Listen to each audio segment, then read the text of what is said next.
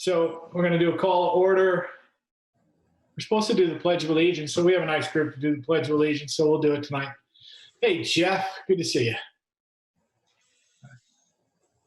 You got to unmute. All right, Pledge of Allegiance. Pledge allegiance To the to the flag flag of the United States of America, and to the republic for which it stands, one nation, under God, indivisible, with liberty and justice for all. All right. We're going to go to item 2 on the first thing on the agenda. Before we go to public speak, Selectman Mandeville will not be joining us tonight. He had a family emergency. So we'll get that out of the way. So it will be us 4 Board of Selectmen members. We are going to go to public speak right now. Paula, if you'd like to go around the people that are on, that would be great.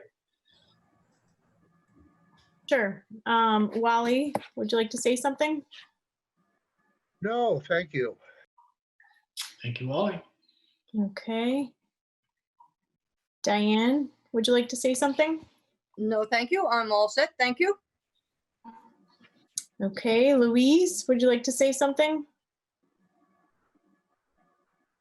Nope, all set, thank you. Kurt, would you like to say something? All set, Paula, thanks. Okay. Linda, would you like to say something?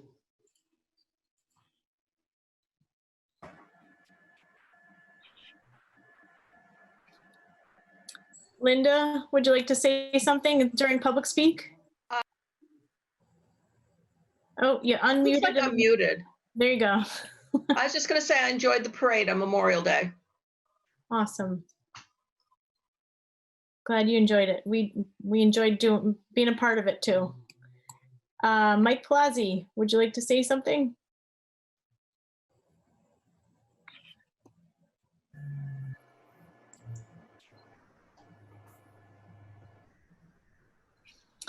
Mike Palazzi, there you go. No, thank you. Okay. And somebody just joined with a phone number to the call. We're doing some public speak. Would you like to say something? And can you identify yourself, please? This is Dominic DeRico. Hello, Dominic.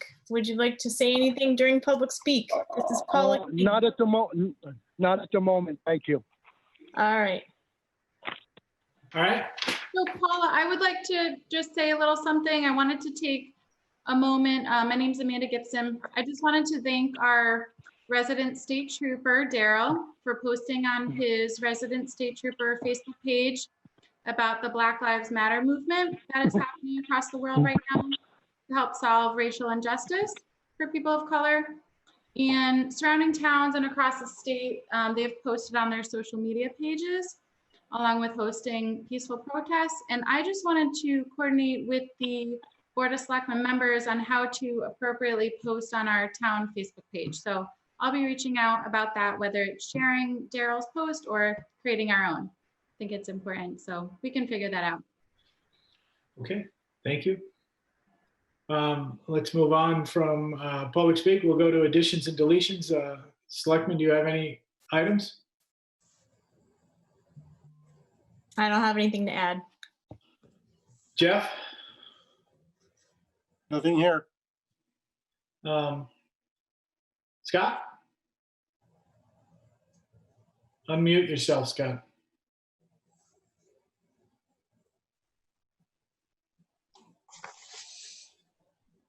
We had to add the libraries. I'd like to motion to add the following agenda items to 7L, the library sprinkler system in bollards and parking stops. Okay. To 7L. Anybody else? No? Okay, so all those in favor adding the library issues, irrigation system in bollards. Aye. Aye. Okay. Anybody opposed? I'm opposed because I think we just heard about this today and I think we should put it on next month's agenda. Okay. So Adrian, I talked to Adrian about this and he felt the same way. Okay. Well, it passed 3-2 then. Let's get on to number 4, boards and commissions, presentations and appointments, website development committee update. Paul or Amanda, whichever one. Sure, I'll start and then I'll hand it over to Amanda. We have an updated timeline. Amanda did a great job with talking to our representatives with Civic and nailing down a live date for us. So Amanda, why don't you take it away?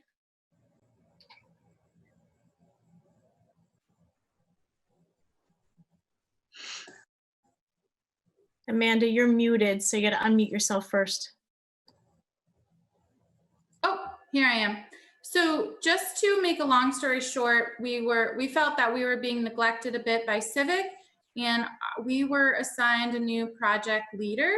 And this all happened last week. We connected today with her, and she got us back on track. And we have this great timeline. And here it is. Today, she reached out and gave us the website link for the live site, and it is now being migrated. And our date for it being ready is June 23rd, which is exciting. It is this month, and our goal is to have it launched no later than July 8th. So please let us know if you have any questions. And I just wanted to thank Paula for helping out with this situation. Okay. Anything else? So according to your timeline, we'll be able to sit there and get on live on the 23rd. The 23rd is going to be when we see the beta version. So they're going to send us some stuff to look at. But the actual launch date when the public is going to see it is July 8th. So Okay, we're going to talking about Board of Selectmen members. We'd be able to win. Yep. We'll be able to test. Right. So we'll include the webpage that the rest of the board can see prior to the July 8th. Absolutely. Okay. All right. And Scott or Jeff, any questions? No, sounds great. Nothing here. Okay. 4B, Traffic Safety Committee. Appointment of the following members: Steve Goodwin, Steve Willard, Michelle Vale, Deb Thompson. A Board of Selectmen member, Eric Anderson as an ex officio member, and Daryl Teralt as an ex officio member, the state trooper. I would like to be the Board of Selectmen member on this committee if no one objects to that. Anybody? I'll second that. Or I'd like to make the motion, I guess. All right. That was easy. Well, living at the lake, I think you're the obvious choice. No, I agree. You should be the person on there. I agree with it. I close my packet down. So I know Joseph was on last week. Steve Willard's a good choice. Michelle Vale, Deb Thompson, no problem. If that's okay, someone can make a motion to appoint those members. I'll motion to appoint the Lake District Traffic Safety Committee for a duration of 18 months, starting on 6/15/2020. The commission will be composed of the following members: Joseph Godwin, Stephen Willard, Michelle Vale, Deb Thompson, Jeff McGuire, Eric Anderson as ex officio member, and Daryl Tetrault as an ex officio member. Both the commission will be examining issues around speeding in the Lake District and report back to the Board of Selectmen on appropriate steps the town can take to alleviate the situation. A preliminary report and recommendation are requested in 3 months. I'll second that. Okay. Any further discussion? All those in favor? Aye. Aye. Aye. Or nothing. Back to the good ways of our board. All right. Let's move on to item 5, the town administrator's report. Eric, all you. Okay, so I'm just going to give a quick recap We've talked a bunch about the upgrades in the new server at the town hall. I won't beat that one to death. We're working with CEN on doing the conversion to fiber. We still have some issues in the elementary school as to where exactly the fiber is going to attach. We're starting to work now with the school's consultant on that. So hopefully we'll have more progress pretty quickly with that. We have to do that before we pursue VoIP. We have a couple different VoIP vendors that we're looking at that should go fairly quickly once we connect to fiber. The costs for the fiber are relatively the same as what we're paying now, plus or minus about 10, assuming we're not using a tremendous amount of bandwidth. She did mention that depending on what the fire department is paying now for their connection, we may be able to use essentially the data plan that the town hall is on to cover the fire department too and decrease their costs. So it might not decrease the town's cost as the town hall, but it may be able to decrease our costs collectively. We ordered the time clocks for Prime Pay. I put that on hold at the beginning of the COVID thing, but I think we need to execute that and get that rolling. We're going to talk a little bit in old business about the personnel policy, so I don't want to cover that here. I wanted to say we've gotten some feedback, good and bad, about the townwide communications and civic. As we transition to the new website, one of the things we're going to be doing is switching over to use the emergency alerts just for emergencies, and then have 2 other channels available that people can sign up for. But anyway, that's the communicating to residents has been going fairly well, and I've kind of made it a priority lately to make sure that they know what's happening and what things are affecting them. So we published that, and on social media, the roadwork schedule, which has now changed a little bit. And I also posted a series of posts on, townwide speeding and what approaches the town can consider to alleviate that. I would interested in hearing feedback from the Lake Safety Committee, because that's clearly one area where it's problematic. We also put on a quick post about trail usage and safety, because the trails are getting an awful lot more use today compared to what they were even a year ago. So everybody's got to kind of get along and do their part. Public Works, we've done a lot of sweeping and a lot of prep before the chip seal operations. I prioritize those roads that are getting chip sealed so that they're ready to go. We've gotten all the catch basin clean. We've done 1 day of chip sealing with Indus, again, just to finish everything that's on the chip seal list. And there was one of the basins on Stanley Drive that had failed and was getting to be a safety hazard. So that got torn out down to the sump and completely replaced. We ordered a blower unit for the Steiner tractor mower. So we'll be able to blow off the roadsides and also the trails. We would have probably preferred to buy a unit for the new mower if we had bought that. But since we didn't buy the new mower, that seemed like the way to go. We have an application in to the Wetlands Commission as a town for the road drainage projects on Shoddy Mill Road. So hopefully we'll have the approval for that in early July, and we can get cracking on that. The chip seal date has been pushed back to the 16th. Basically, the contractor's running a little bit behind, and the micro sealing and the penetrating, road sealant stuff will be in July or August. Let's see, I've gotten a number of negative complaints about roads in general, potholes, people calling, and via social media. I mean, I know it's an issue. It's simply a function of what we have available for funds. I know Jeff had indicated he was interested in maybe taking a ride someday and going looking at the town roads. And if any of the other Board of Selectmen members wants to do that, I'd be happy to go out with you and kind of talk through what the strategy is and what we're looking to do.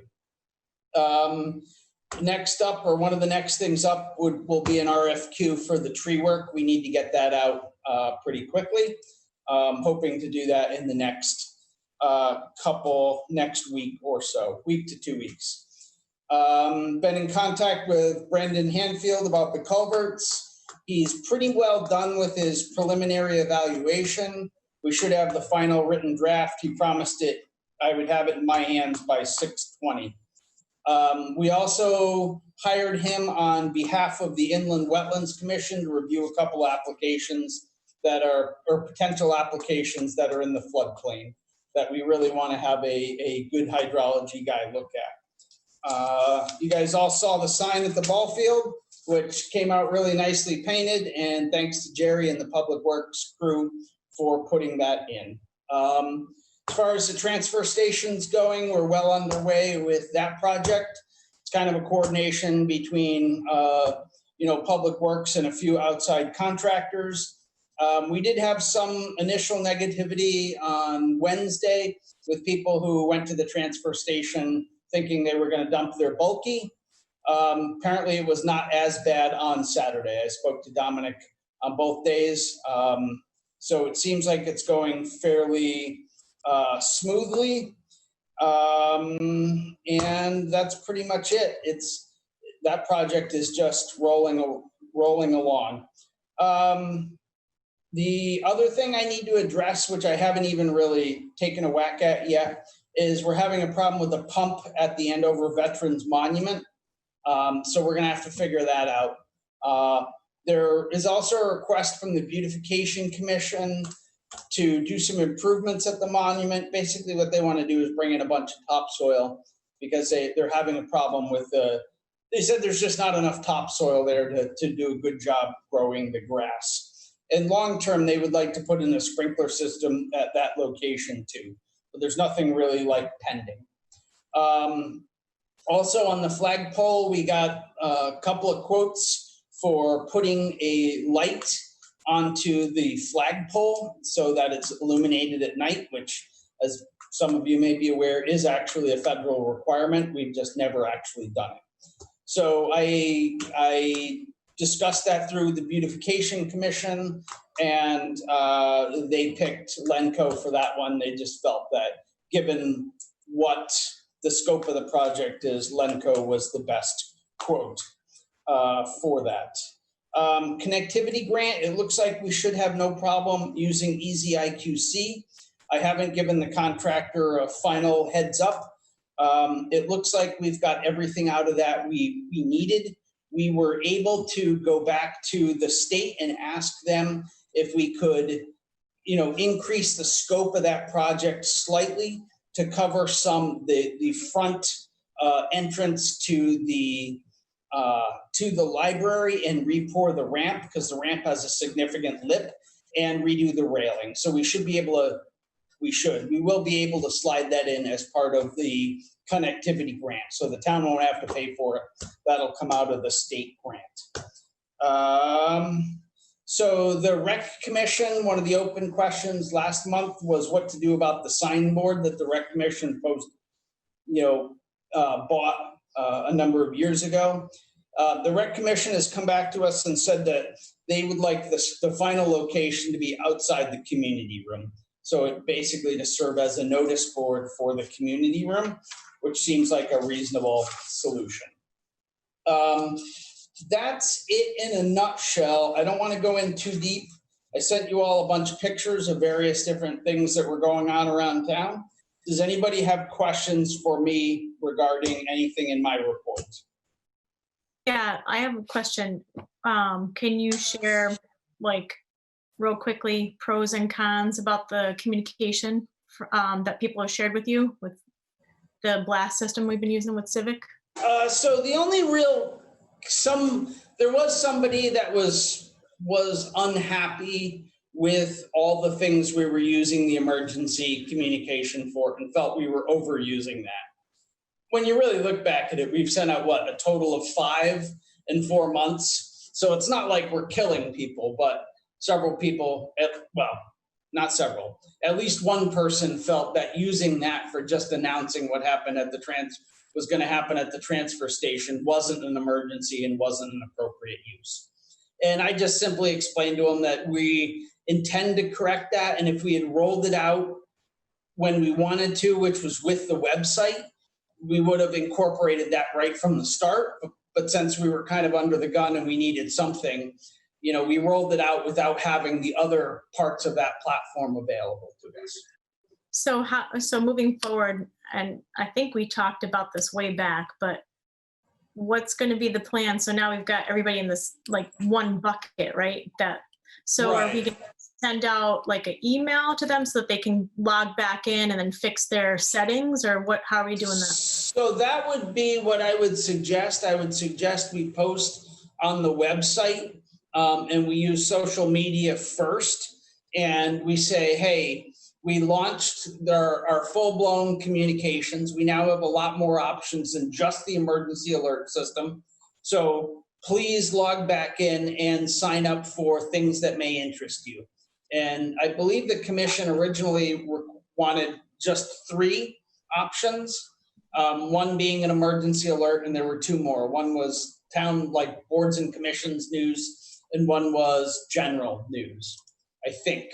I'd have to relook at my. Yes, the other 2 are community events and boards and commissions. I suppose we can always add more, but that's what the website committee had originally agreed on. Correct. So, and I think that's reasonable because I think we can start using it for, put most of that stuff out, for that.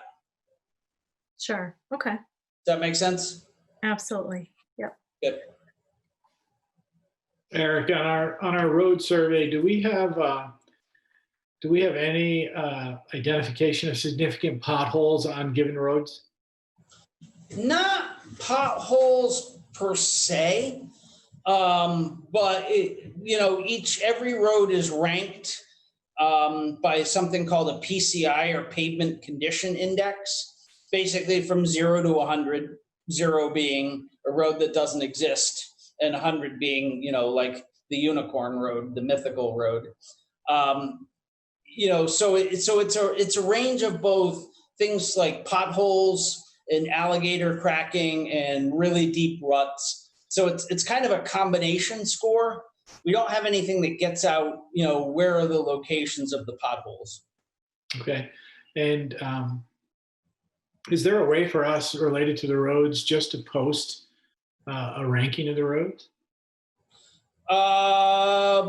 Yes. I mean, you just want to list the quality of each road. Is that what you're? Yeah. I mean, if we just listed the roads and we sat there and even did them alphabetically and sat there and said, this is their grade as was given by our third-party contractor. Sure.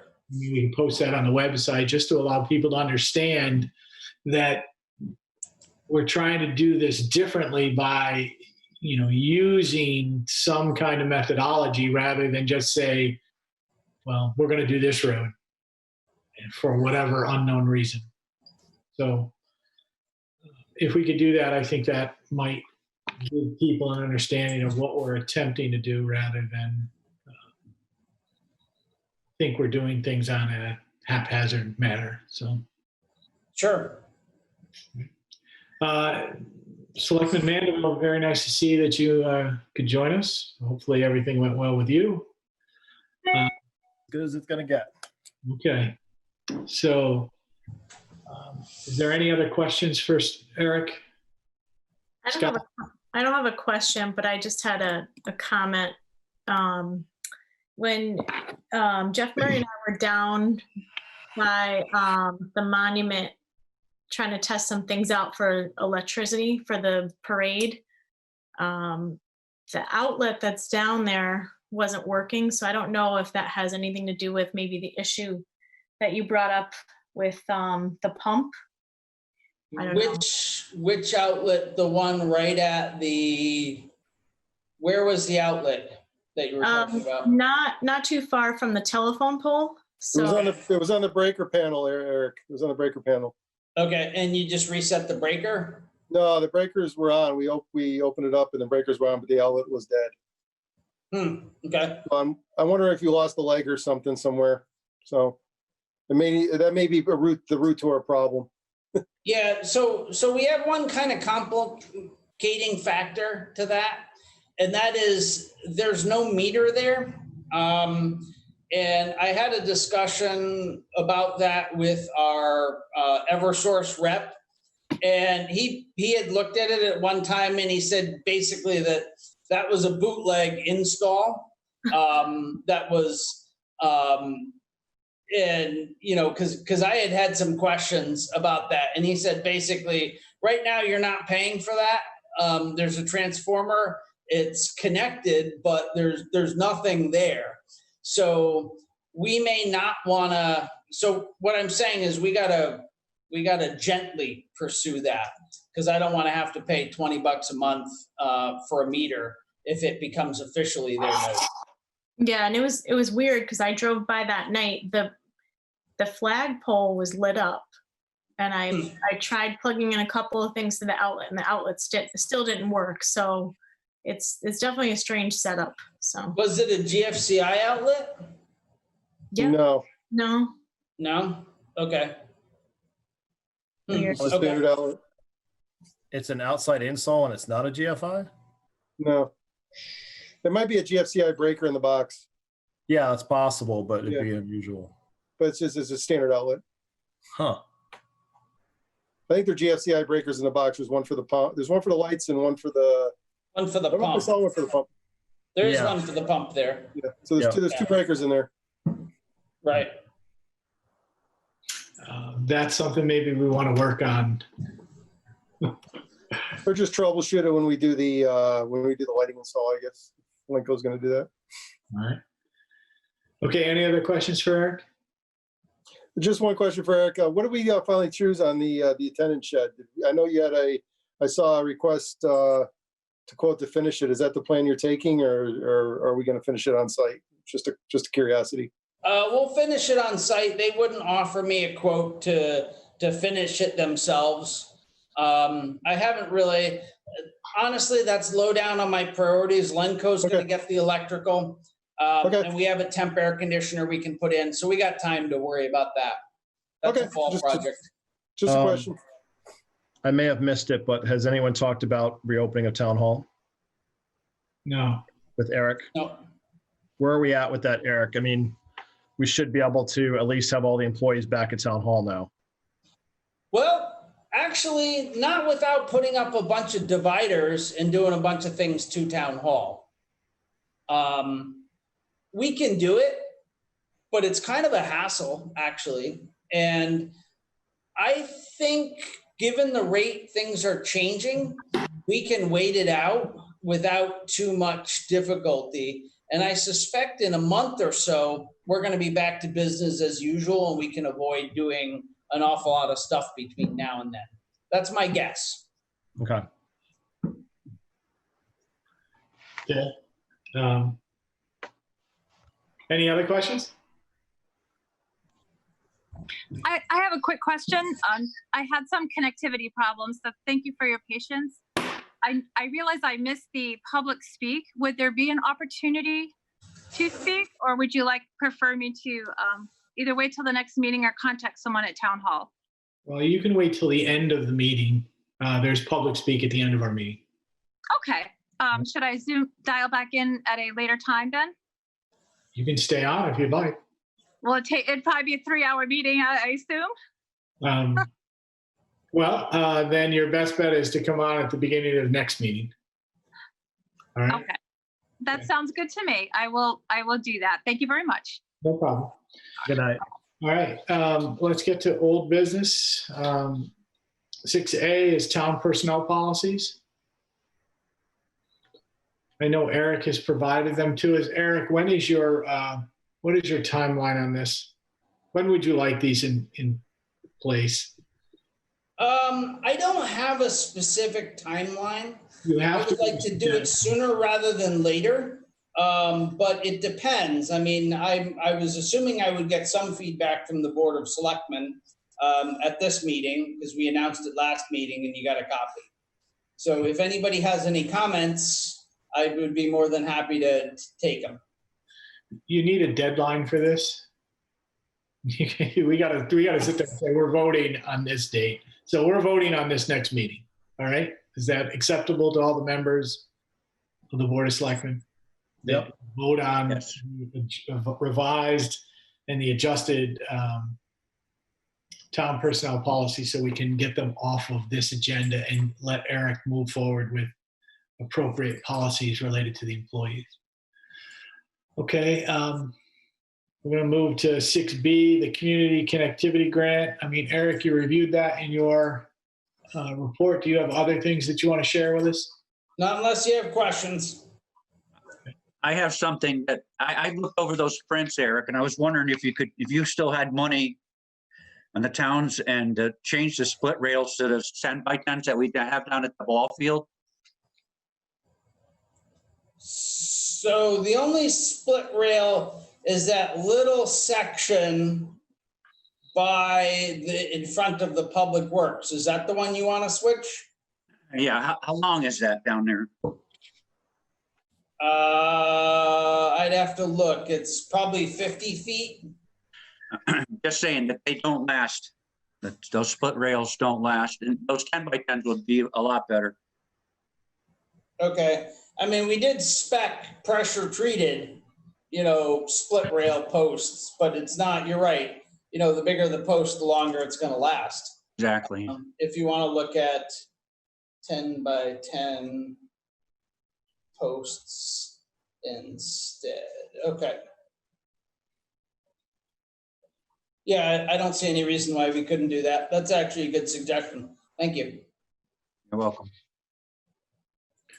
Okay.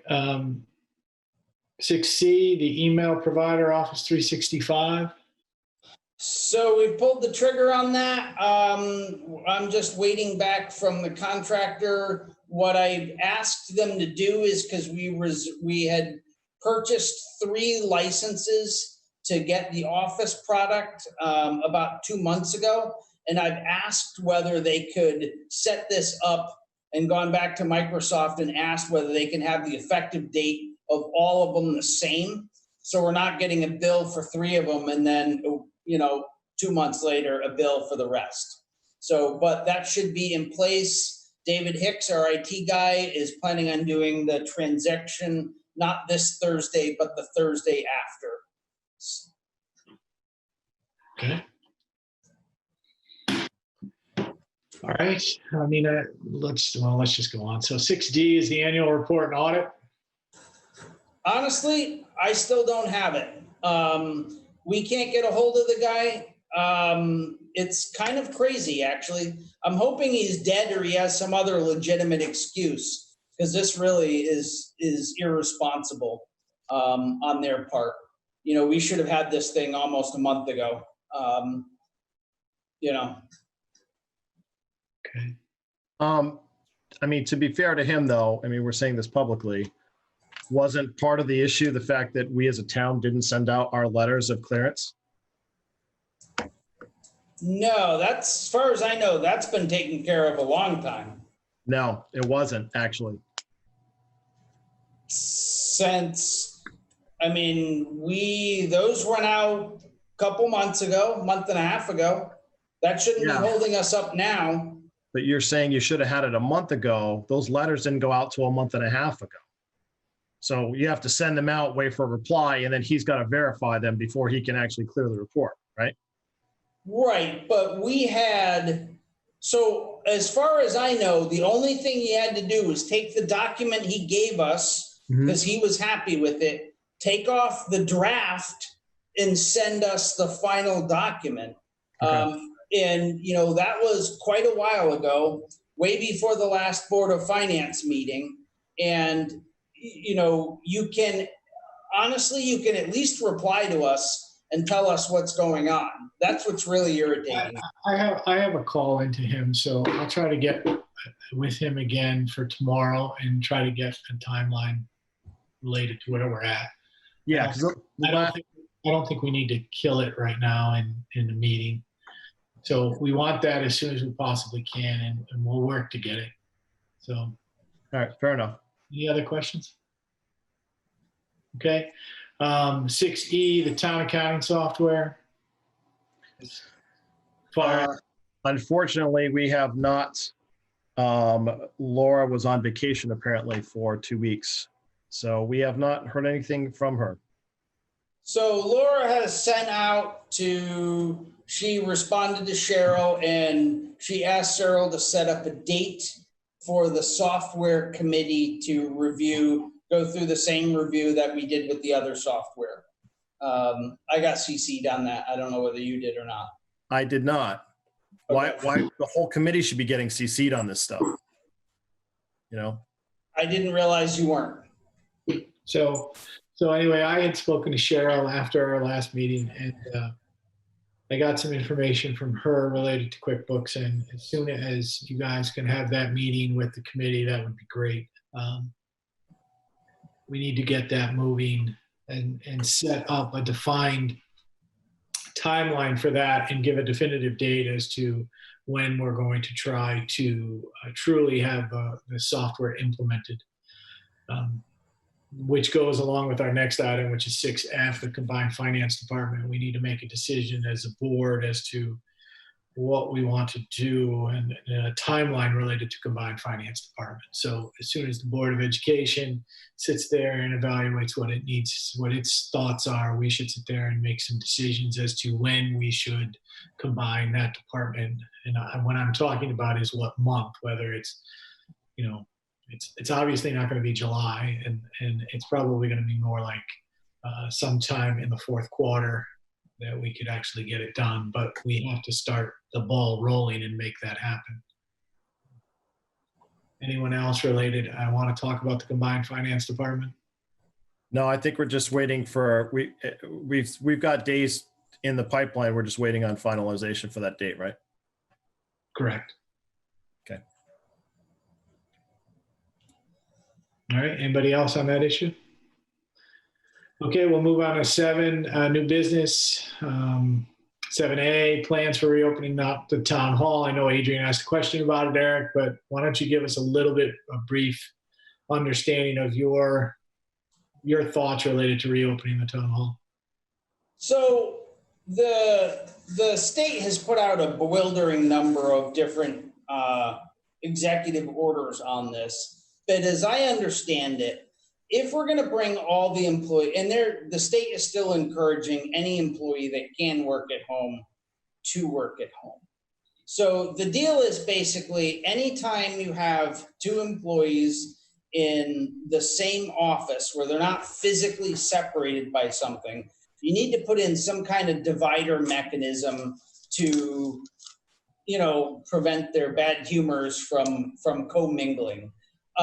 So practically what that means is both for the, for a number of the offices, what really needs to happen is if the town's going to do it, we need to start getting plexiglass dividers and we need to start dividing up the spaces. The only other alternative is really to do what we're doing now, which is only keeping 1 employee per office in at any one time and just staggering when and where the employees are in, which is also kind of a pain in the butt. My question is simply, is it worth doing it? Because it looks like given the rate at which we're going, in a month or so, we're going to be at a place where we don't need to do that. So that's my question. I mean, I can certainly pursue it,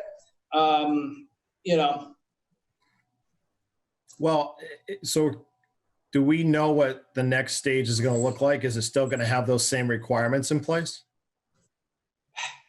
No, we don't. I don't know what the next stage is going to look like.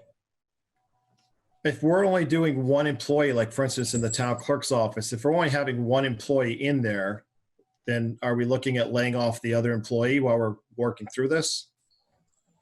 I mean, I don't think we need to, as long as we can get all the work done. Carol, for instance, is perfectly fine working from home. It doesn't really, you're right. It's an imperfect situation, But if we only have one person in the office at a time, I understand that we planned on this for a certain amount of time, but at a certain point, if we're only having, I mean, forgive me for asking, but isn't most of her work require her to be in the office or have access to the files in the town? A lot of what she does requires her to be in the office. Sure. I mean, Sure. the tax collector, the assessor, most of them need to be in the office or access to the office. I would say neither the tax collector nor the assessor have to be there very often at all, actually. Okay. I think both of them are set up fine to work remotely. I don't see any issue with that right now. So they're printing bills and bringing stuff home at this point? They're not printing bills. If they're actually printing stuff, they're doing that from the office. But most stuff is done electronically today anyway. And the main software package at the moment is cloud-based because we transitioned to the cloud-based version for the extent of COVID. I guess my point is, in those two offices, primarily they're by themselves. So really the only issue for commingling is the town clerk's office, right? And the treasurer's office. And land use. And registrars. I didn't realize registrar had a set schedule that they're open, but Well, they do. It's not a ton of hours. That's true. And you can certainly work around them and land use. The building department, again, that you could probably bring both back now, if that's your choice. Well, how many people are in the lower office for the building department? 2 at a time? I mean, Typically, yep. They're 6 feet apart. I guess my question really goes to, well, I have 2 things. One is, are we having any issues with the town hall with people not being provided the services that they need with a work from home structure right now? Are you having issues related to that? I think we're slightly less functional in the building department than we are with everybody working there on site. It's definitely not as fast with them working remote. I mean, there's definitely people, and it depends whether the goal is to bring in just all the employees back, or the goal is to bring all the employees back and have the town hall quote unquote open. Because those are different sets of circumstances. My personal opinion is I think we need to bring the employees back. We're at that point now. I just feel like we're at that point. It's not necessarily about having the town hall open fully, but I think, that's where the state is at in a lot of places. That's where most businesses are at. I don't see why we're not there. And as Jeff said, even in the town clerk's office, you're more than 6 feet apart. So. No, you're not. If you use the first desk and the last desk in Carol's office, I guarantee you that's 6 feet. Yes? The problem is not even that. The problem really is if there are requirements for interface with the public and you have to have a plexiglass shield. But we don't have to open the building any more than we are now. But the employees are then there and they can operate more efficiently. I mean, I have a problem, Eric. One of the questions where you sat there and said the tax collector. I mean, what is the tax collector? The tax collector from home is doing all of her online data. Sure. She's not printing anything off. She's just performing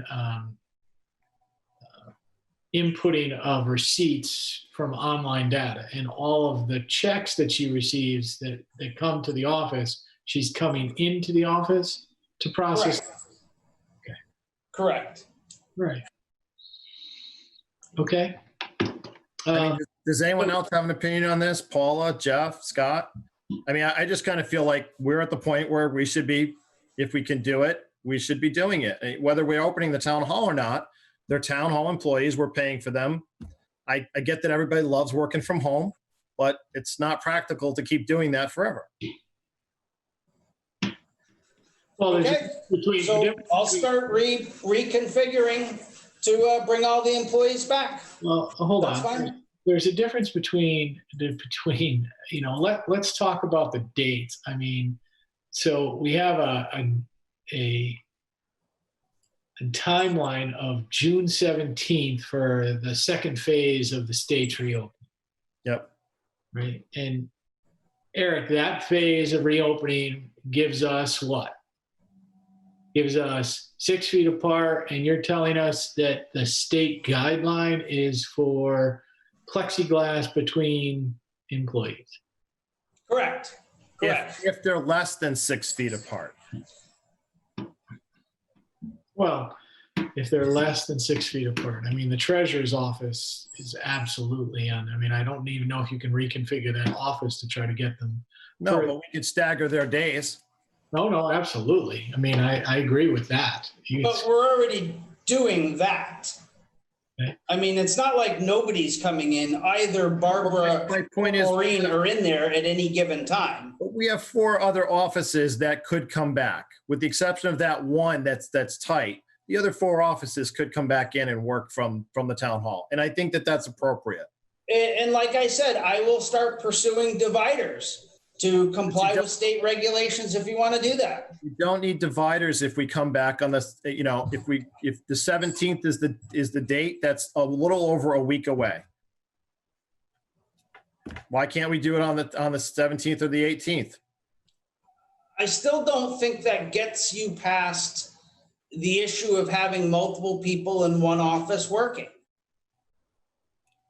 I know, at least from my own experience with businesses and helping them get set up, including my wife's office, where they have more than one person in an office, as long as they are 6 feet apart. That was what the hospital regulations, the hospital was following to make sure, because they have 2 people answering phones and stuff in the same space, but they're more than 6 feet apart, so they don't need a divider. How do they handle, so I understand, I think we need to bring them back, but when they're sharing a file cabinet, I mean, I'm not in the town hall, so I don't understand, but like, I know the town clerk's office, they're sharing filing cabinets. So then maybe if somebody's in the file cabinet next to the first desk, then they're not 6 feet away. So how is that handled? Right. So, I mean, it's no different than you walking down the grocery store aisle when you go around somebody. It's not like you're hanging out there. It's intermittent. So. Well, I guess we need to decide, first of all, are we bringing just the employees back but leaving the building closed to the outside, or are we opening it up altogether? And then I think that's the first step to decide, what are we doing there? And then that will kind of make. If you're going to do public service, then you have to get divider kits for the desks. But given that, in another month or so after, we may not need the divider kits, and given how expensive the plexiglass kits are, I mean, the ones I just bought were over $120 a piece, and you're almost a 2-week lead time right now to get them. So, yeah. It is what it is as far as that. I don't know that we need to be serving the public, but I think we need to have the employees back in there so that we can get back in that mode before we open back up. Even if it's just if it's for a month, it still gets people back in the habit of being in the office and doing their jobs. Yeah. Well, then I agree. I think bring them back and leave the building closed to the public. I mean, they can still call the building and try and get in touch with them by phone or email and meet them at the door if they have to hand them something. I guess we'd have to work that out, but I agree. I think we need to start taking the next step to bring them back in. Yeah. And okay, I'll notify them all tomorrow. No problem. So just bring them back in after the 17th, Eric. Why the 17th? Isn't that the next opening date? Yeah, but that's irrelevant for the town hall. That's got nothing to do with us. Okay. Today's as good as the 17th as far as that's concerned. Okay. Well, what we're trying to understand, are you subjected to additional guidelines right now between the 8th and the 17th, and they loosen up after the 17th? Not as far as I know, not for us. No. Okay. I mean, listen, there to bring people back and follow the appropriate guidance, you're going to have some flexibility. So, I mean, if the office is closed, then we have plenty of space if we did need to move people. I mean, heck, in the town clerk's office, somebody could be working in the safe and somebody could be working in the office. I mean, but Paula is correct. You're going to get within 6 feet of somebody. It's just going to happen. So let's think about that, and maybe the Board of Selectmen gets together prior to the 17th to determine what our choice is to do. But And Eric, there are certain things they can do, like, you know, like in the town clerk's office, you can have one person that does all the pulling, like maybe, you know, Therese does all the pulling of the files. So if Carol needs something, she pulls them. That way they don't have to clean every single file, every cabinet door every time they grab something, you know. You can have one person do it for the day, and then that way they're not they can clean it at the end of the day if whatever they handled, you know. So just Eric, what problems do you envision? Just to start off with, any? I mean, I think we're gonna have to reconfigure a bunch of stuff to comply with state law. That's all. Is there anything specific you're worried about, Eric? As I think about it, if I know that's your objective, the first thing I would do is I would take over the community room. I would probably put one of either the bookkeeper or Barbara in the community room. I think you're going to have some objection, but they can deal with it or they can quit. Well, I mean, if someone's not feeling that they want to come back to work, that's their choice, but we're calling them back. So I think we've been pretty good about this. We didn't lay anybody off. We could have. So yep, that's fine. Listen, we're all concerned about everybody, okay? But I think we're in agreement. It's time to get started, bring them back. But if an issue arises, Eric, give us a call, okay? Yeah. We understand it's gonna be stressful, okay? Eric, one thing, what you said, taking over the community room. Do they have computer access from the community room? Because I know the people in the finance department, if they're not connected to their computer, they're not going to be doing anything. What are they going to be doing? yes, they have Wi-Fi in there. Yes, but do we have a laptop that they can access the files they need? Barbara Just move brings their computer in there. Yeah, Barbara brings it to the meeting, so why not? I mean, putting Barbara in there is fine because she can work in the community room as easily as she can work at home. Yeah, and she So can if you want to do that, that's fine. She can put files and whatever else she needs and then just go back and forth. When they need to go less than 6 feet, then they have to put their mask on, So So, Eric, can you sit there and do a brief email to us all as to the requirements for this to occur? Because if you're going to sit there, I mean, I know Adrian said put your mask on. I'm assuming that, if you're having people in the office, are you wearing a mask? Am I? Yes. Are most employees? No. I mean, they've been ordered to, but they just kind of ignore it. So, I mean, I guess we'll have to start penalizing people then. no, look, if they're in the space by themselves, they do not have to have their mask on. If they're interacting with another employee, they need to put it on.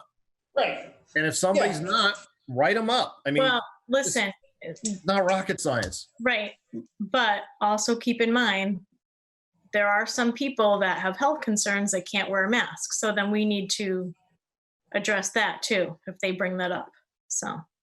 Right. And, let's face it, you have at least a couple of employees, that are, have underlying medical conditions that put them in the high risk category.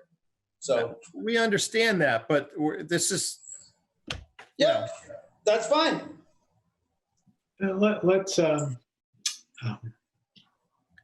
This is the same debate everyone is having across this wonderful land of ours as to when to go back. And, we're a rural community. Now's the time for us. And we're not asking for everything, Eric. We're asking for, come up with a plan as to how to address each office's concerns, and we'll go from there. Yep. Like I said, I don't, if that's your direction, I have no problem following it. I'm not arguing with you. I just want to ask a question right here. What is not getting done by having the arrangement that we have now? What is not getting done? And what would be bringing the employees due to change anything at this point? Well, look, the reality is. No, Adrian, Eric, answer the question. There's not anything not getting done. The question is, like, for instance, the building department, it's slower to get stuff out of them. It's definitely more cumbersome with this arrangement and trying to work, but early on, we put in place the technology stuff we needed to do to be able to function minimally well with people remotely, because we didn't know how long this was going to last. So, there's not anything that really can't get done remotely. It's maybe less convenient and maybe less efficient, and maybe it, makes you realize that, there's plenty of free time for lots of people. I don't disagree with that, but, at this point, there's nothing that we can't do the way we're doing right now that I know of anyway. And again, because I'm coming at this from, let's get everybody back to work. But I'm also coming back to it as somebody that's been in a plant and had to wear a mask all day with safety glasses or glasses on. And it's totally a pain, and it's totally inefficient. It's not, if somebody can do the same job that they're doing from home right now without those precautions, then I'm in agreement that they should maybe stay. I would like to get everybody back to work, but it's, if the guidelines are still in place and we have to jump through a bunch of hurdles just to bring people in to do the same job that they can do at home, it doesn't make any sense to me. That's just my 2 cents. Listen, I agree with you, Jeff. And the reality is, though, that we are a town who is just now really embracing electronics. So, there's a lot of stuff, unfortunately, still sitting in filing cabinets that they don't have access to. And I candidly also just have an issue with the fact that we literally have we have one person in the office and one person not. One person in the office, one person not. If we can get the job done with one person there, then maybe we don't need 2 people in that job. Yeah, but there's instances, like I work from home a lot right now, but then there's instances that I have to go into the plant. Those days that I have to go in, I go in. I'm not in every day. Right. If there's instances where they have to go and pull files and do certain things, like maybe a couple days a week, then that's fine. They go in the office. But I would like to right now, until things are calmed down, I would err on the side of let's, if you can work home, if possible, work from home. But if you have to go in, go in. But listen, given the fact that they're opening restaurants, and they're even opening restaurants now for inside dining, coming up on this in another week, I think we're at that point. Well, I have to walk through a thermal scanner and wear a mask all day. So. Yeah, you do, but how big? But there's a lot more people working where you work. It's the same interaction. If you're interacting within 6 feet of somebody, you have to have the mask on. And just so we're clear, the thermal scanner actually does nothing besides make you feel better. So I'm just telling you, that's the rules I have to abide by. I know, but those are Pratt & Whitney rules. The thermal scanner is not a state thing. It's not a state. But Adrian, we all agree that we would like to sit there and have everybody come back. There's no doubt about it. And listen, your last point is actually the one point that is the truth. Because I sit there and I look at those offices and I wonder, when people are not in the office, what are they doing for that office? I agree with you. That is a different issue, though. The issue that we have to address right now is how safe do we need to make our employees, and what are we going to do? And I'm with Jeff. If Eric's got to spend money to build. But he doesn't have to. Yes, but I will gladly take the time to help Eric once he puts his plan together to make sure it complies with state. okay. I All right. just did this with my wife's office. It's not that complicated. Okay, well, it is for us. So we're gonna all sit there and go through this in an appropriate manner. So Eric, start a plan to sit there and say what you're gonna do and how you're gonna execute it. But if you have to spend a significant amount of money to sit there and bring people back into that office, and if they're not efficient, if they would be more efficient at home, I personally believe they should stay at home. But Adrian, I agree with you. Who can be efficient? That is the question. And we do learn a lot. I mean, this is truly, hopefully, made us all understand, and Eric and the staff understand truly what jobs in the office are full-time and some that are part-time. So,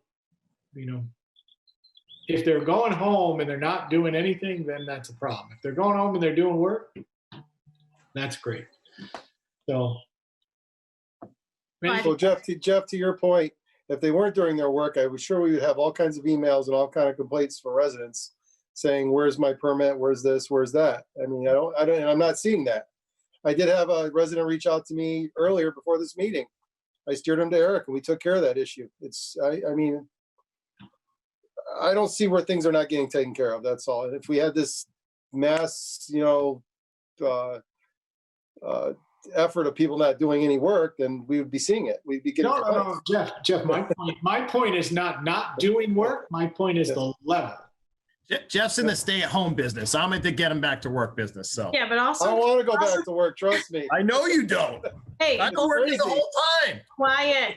I'm trying to say something. Be quiet. Jeez. Paul is working the whole time. Right, and teaching my kids. Come on. Anyway, also, I want to point out that probably the level of services are going to increase because now people are going to be thinking about the next project they're doing or paying their taxes or whatever. So we have new contractors in town that are going to need to get permits. We have things going on. The town's going to start blossoming again. Hey, So we're gonna boom. We're gonna boom. The biggest upshot in the history of upshots, right? Gonna happen. Okay. Yeah, I think it's going to ramp up. It's going to start ramping up again. It is no slope. Yeah. Okay. So let's, Eric, are you okay with that to sit there and please work out a plan and keep our town attorney involved in that and sit there and make sure we do it correctly? So And just What date do you have in mind? yesterday. Oh, I'm sorry. Jeff, Mr. Murray, when would you like to do this? You're on mute. you work from home? Oh my goodness. I really don't have a timeline. I'm just saying, what positions do we need? You're saying the building department, or it sounds like we maybe need to bring those people in. So if Linda, if people can work remotely, like our bookkeepers and stuff, and just bring them in, and they're just changing location. It doesn't make any sense to me. But if there's some services that we need to bring people in, I think we need to make accommodations for those people. Yeah, I have a hard time understanding how we can access everything from home. It's time. If we can go to restaurants, they can come to work. The building department, Eric, you can start them right away without a problem, right? Yeah, I mean, Ed comes in every day right now anyway. So yeah, I mean, like I said, tell me what date you want to do it, and we'll make that the effective date. Well, I would say I come in every day. It's not like I have any particular problem against it. It matters in what you have to do to get those people back into their offices. Eric's gonna have to shower every day now because he's gonna have people in there. So that's the issue. Oh, boy. All right. What, we need to give Eric some time. June 17th, Eric. 17th, okay. Thank you. Anybody want to vote on that, or am I okay saying it? Sounds good. I think the 17th is great. Let's vote on it and make it official, please. Okay, who wants to make that motion? Adrian? I will make the motion that we bring in-town employees back into the building, but not open the town hall for full public access on June 17th. I'll second that. Discussion, are we going to sit there and state that we expect this opening to comply with all state guidelines? I would think that would be correct, yes. No, Eric's shaking his head no. All right. Anybody else? All right, no further discussion? Okay, all those in favor? Aye. Aye. All those opposed? I'm opposed. So 3-2, it passes. I just want you to know, Mr. Murray, that means you cannot bid on the contract for the dividers when it goes out to bid. That's fine. Conflict of interest, I wouldn't do it anyway. Mr. Murray and I don't want to spend any money on that. Who else opposed? I opposed. Thanks. The Jeff's opposed. The Jeff's opposed. Wow. That's a first. I It's know. a Jeff blockade. Catching. You've been Jeffed. I had to join Mr. Murray. I did. So let's I keep just think going. it's- I think it's- Listen, my I don't son's see what the 17th birthday benefit is. today. I have not had cake. I've got to go sing happy birthday. We've got to go. So 7B, transfer station operations and policies. Hang on, before you get to that, I think the other thing under opening the town hall should be a consideration of reversing what you guys put in terms of public meetings. And what I would say is allow public gatherings to resume as long as all the governor's executive orders pertaining to COVID-19 and social distancing are followed. So I would say we wait another month on that because we can't control who walks in the door.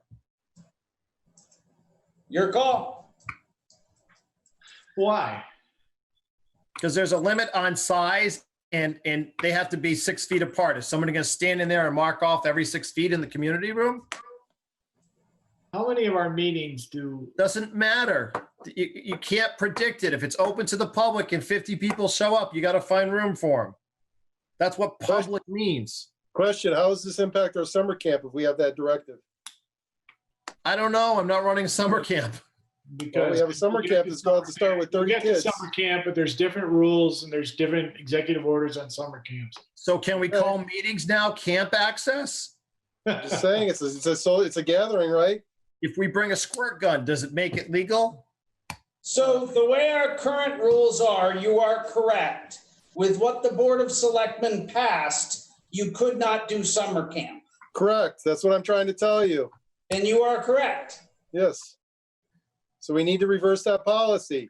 Too bad we don't allow have, summer camp to happen. if we had town employees in the building, they could work on this, but Thank God. We're going to sit there and reverse this. So someone make that motion, please, so we can do this. I would like to read it. I just don't know what the motion would be. All right, I'll find the motion. Number 2. I motion to allow public gatherings to resume as long as all governor's executive orders pertaining to COVID-19 and social distancing are followed. This reverses a previous Board of Selectmen ruling on not having more than 2 people at a face-to-face meeting. I will second that. Further discussion? All those in favor? Aye. All those opposed? Adrian's opposed. Scott, are you voting on this? We need to have some more discussion about this. see? Well, I was in discussion. You were on mute. What are you doing? That's not on mute. I'm not on mute. We had a discussion. All we're trying to do is open up our public gatherings in accordance with the governor's executive orders. Everybody's got to follow the governor's executive orders. So what you're saying is we can have 30 kids in the building, but we can't have 10 employees. No. Just pointing that out.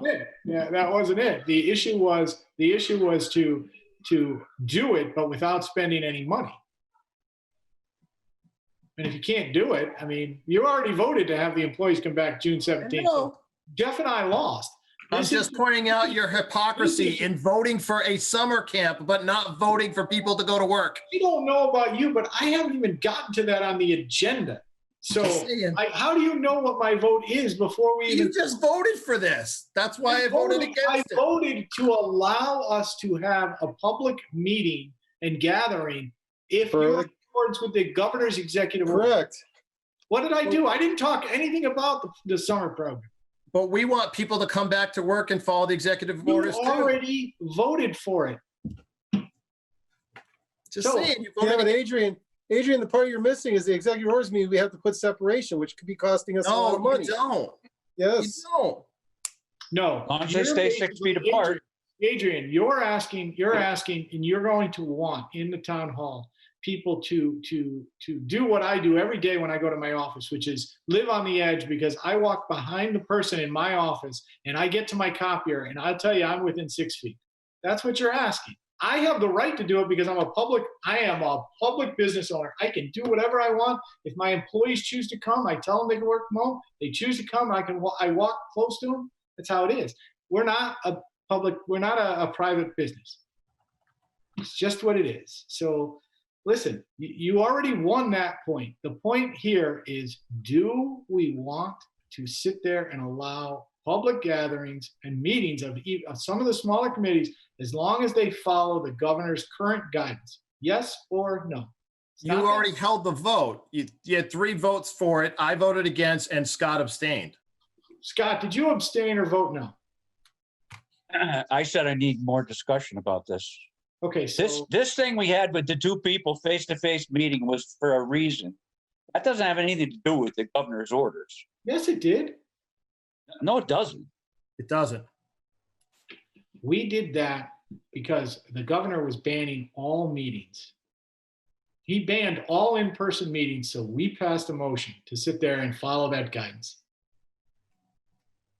Because some people were not following the guidelines, so we made it clear. We clarified that. I.e. the school district. So Scott, I am opening this up. We will re-vote on this and have discussion on this. What discussion do you want to have related to this topic? I want to revisit why we had to go over this. I remember the motion that we had with the 2 people. It's because of meetings that people were having at the school. Okay. And what was the executive order at the time? He banned all in-person public meetings.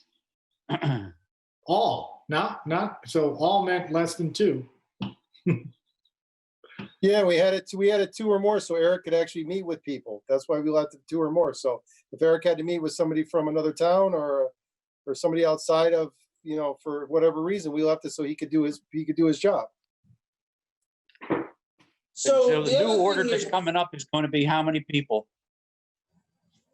It's 10, right?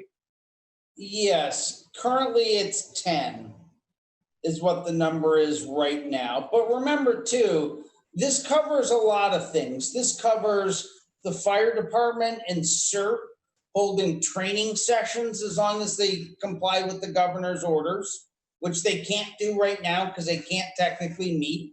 That's why if you notice when they have a fire call, they leave everybody outside standing in the parking lot. Only the officers go into the building, bring the vehicles out, and then people get in.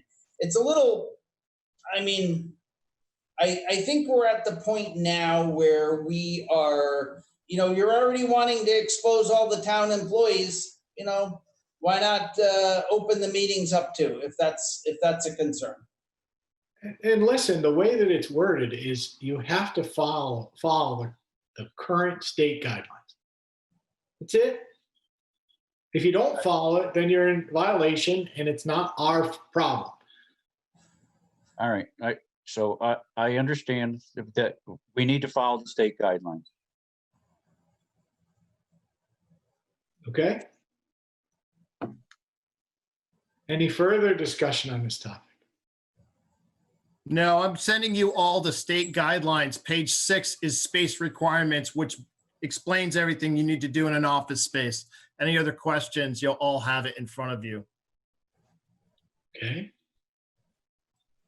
So And those are the current state guidelines, so that's what people would have to follow. Yes. And And actually Adrian, breaks them down by what day they go into effect. But as soon as, and the other part about this that we all have to realize is I don't want to have a meeting every other week to change something because a new The state guideline has them all laid out for you by date.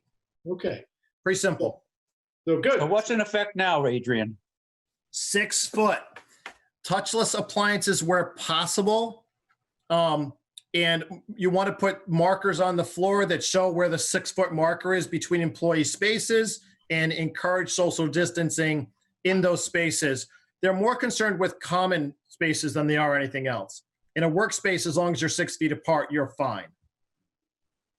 So are you okay with me ordering touchless door openers, touchless soap dispensers? It says where appropriate and acceptable. It doesn't say you have to have it everywhere. So if they're sharing a copier and you could have one person do the copying. It's that simple. Hey, I need to copy something. Can you print it out? It's not that hard. I mean, this is really simple.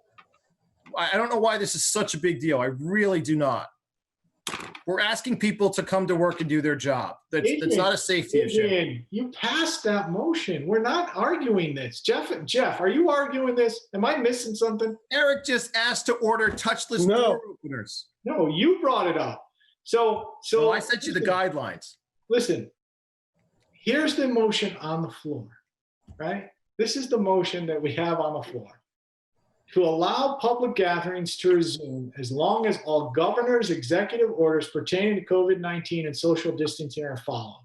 This reverses a previous Board of Selectmen ruling on not having more than 2 people in a face-to-face meeting. All right. All right? Hey, I forgot. Did Jeff Murray second that? Or Paul? I seconded it. Okay. Any further discussion on this mundane motion that is getting tied into our employees coming back? Nope. Okay. Can we vote again? All those in favor? Aye.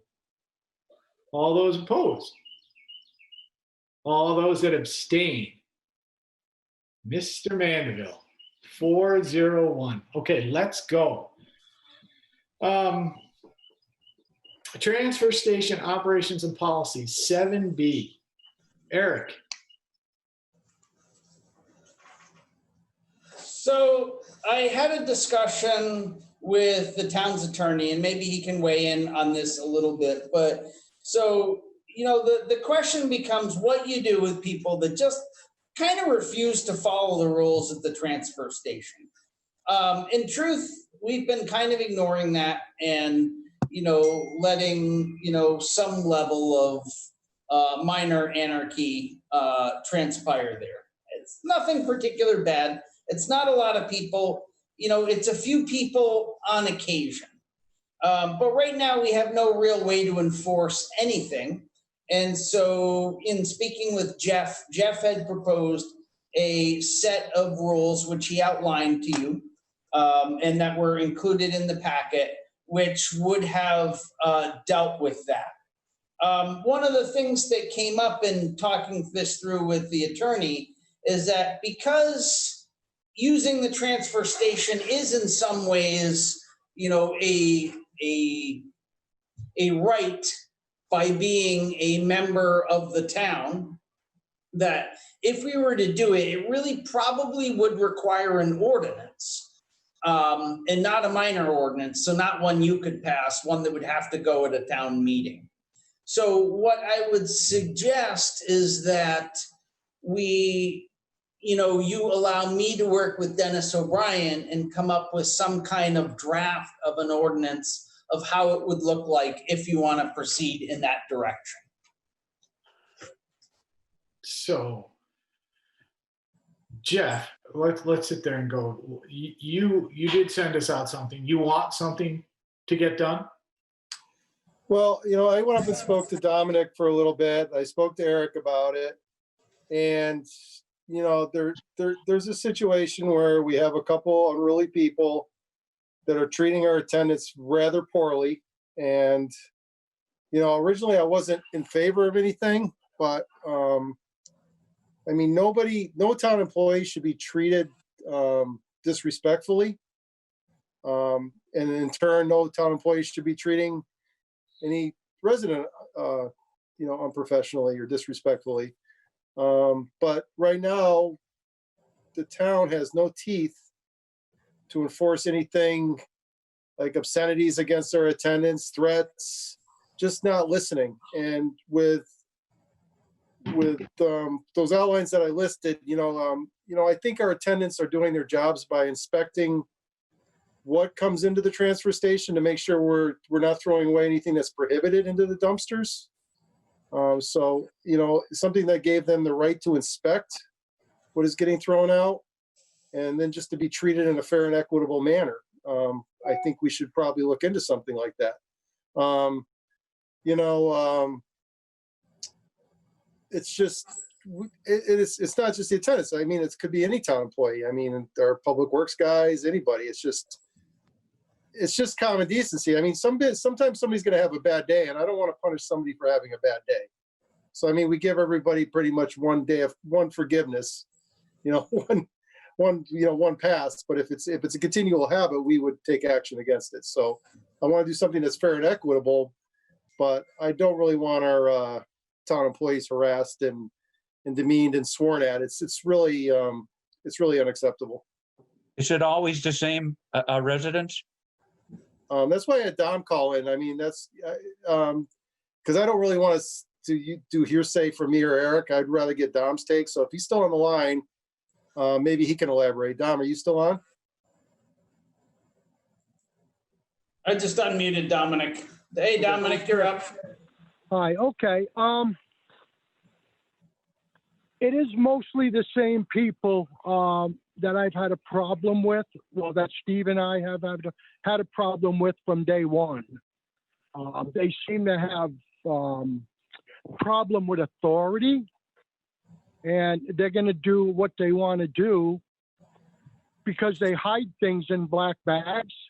And after they leave, I open some of them up, and you wouldn't believe what I find in the garbage. All bulky waste, this and that. And if that's the way that the town wants to leave it, that's fine. But I think somebody needs to be more alert on that whole situation because of the fact, I don't know if Willie Waste fines us for that, or I don't know. What does everybody else think? Are they speaking inappropriately to you, Dominic? Oh yeah, I got called the FA word many times. How did you ring to the door? Sorry. And these are always the same people? Basically, they are. Yep, certain 5 or 6 people. The majority of people are just, they ask, where does this go? Where does this go? And they're wonderful. They're wonderful people. And it's only that certain amount of people, and they're the same ones, And I asked the guy when we had a lot of traffic in there. I asked the guy, I said, sir, could you not park in the center because the traffic is out to the road and we need to get cars moving here? He started arguing with me. And it's like, he raised his voice. I raised my voice a little bit. But, somebody's got to pay for that, because he did not move his vehicle. He emptied his trash and smiled at me and went on his way. Dominic, thank you for that. For one quick thing, Eric, what will it take for us to write up a policy with the town attorney to sit there, and I see the town attorney raising his hand to talk.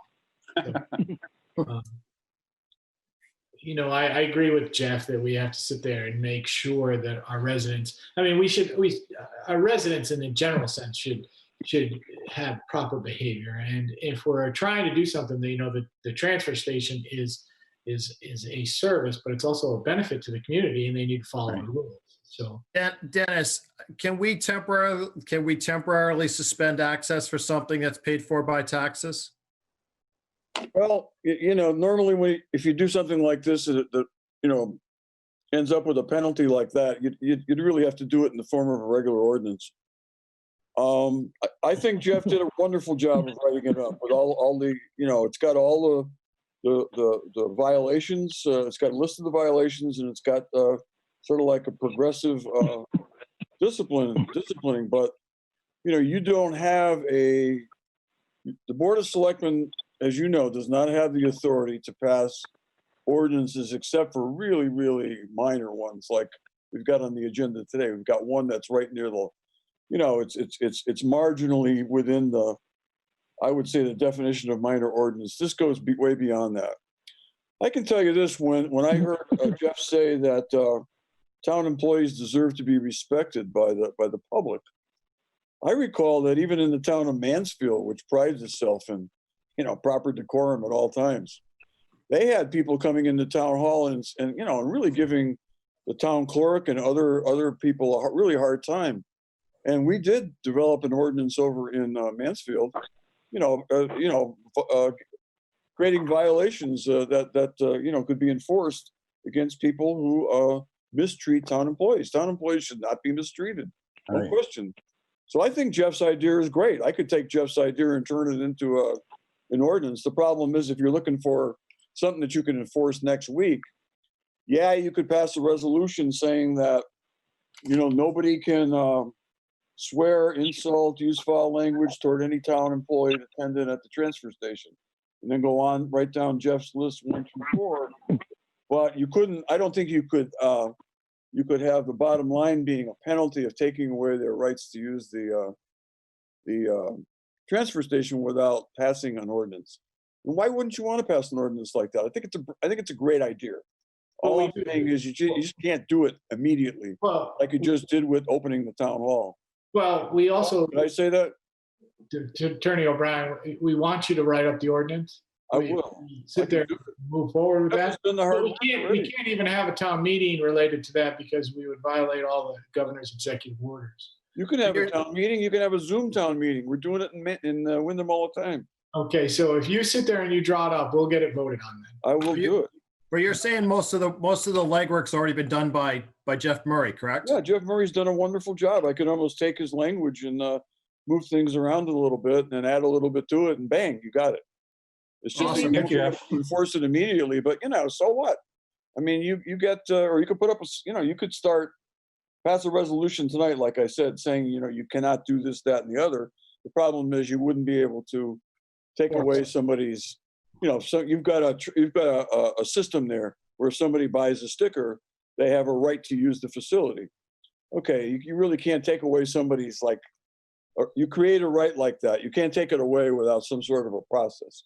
Okay. And the way Jeff set it up is just the way I would do it. The problem is you can't just. Jeff Murray could have been an attorney. If he didn't decide to be an engineer, he could have been an attorney. So I can say the same for almost all. It's just sad we have to do this, but you know what? I hate to do it, but it's, what? I just don't want to see our employees being treated inappropriately.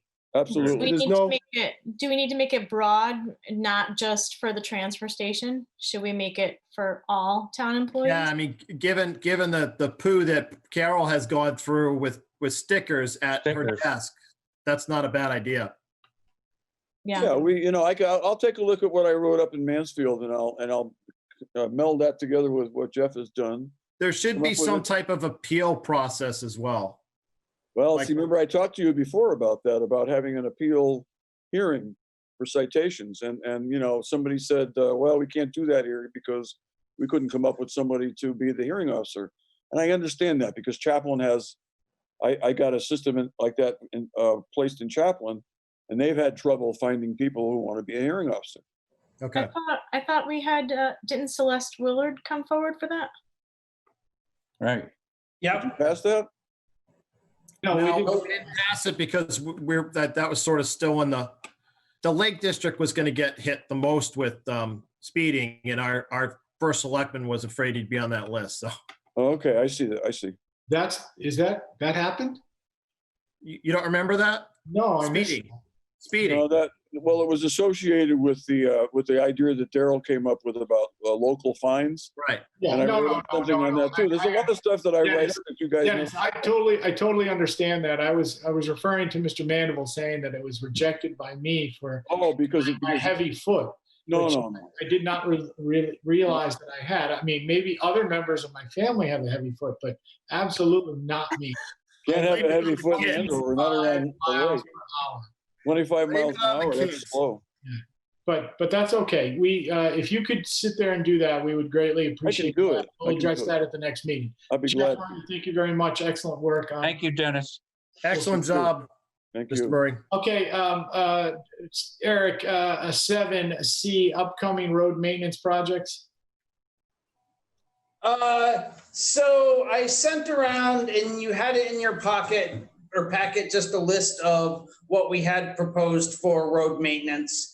I sent it around to the town, shared it on social media, so we get that information out there. I don't really have anything more to say on that unless you have other questions for me.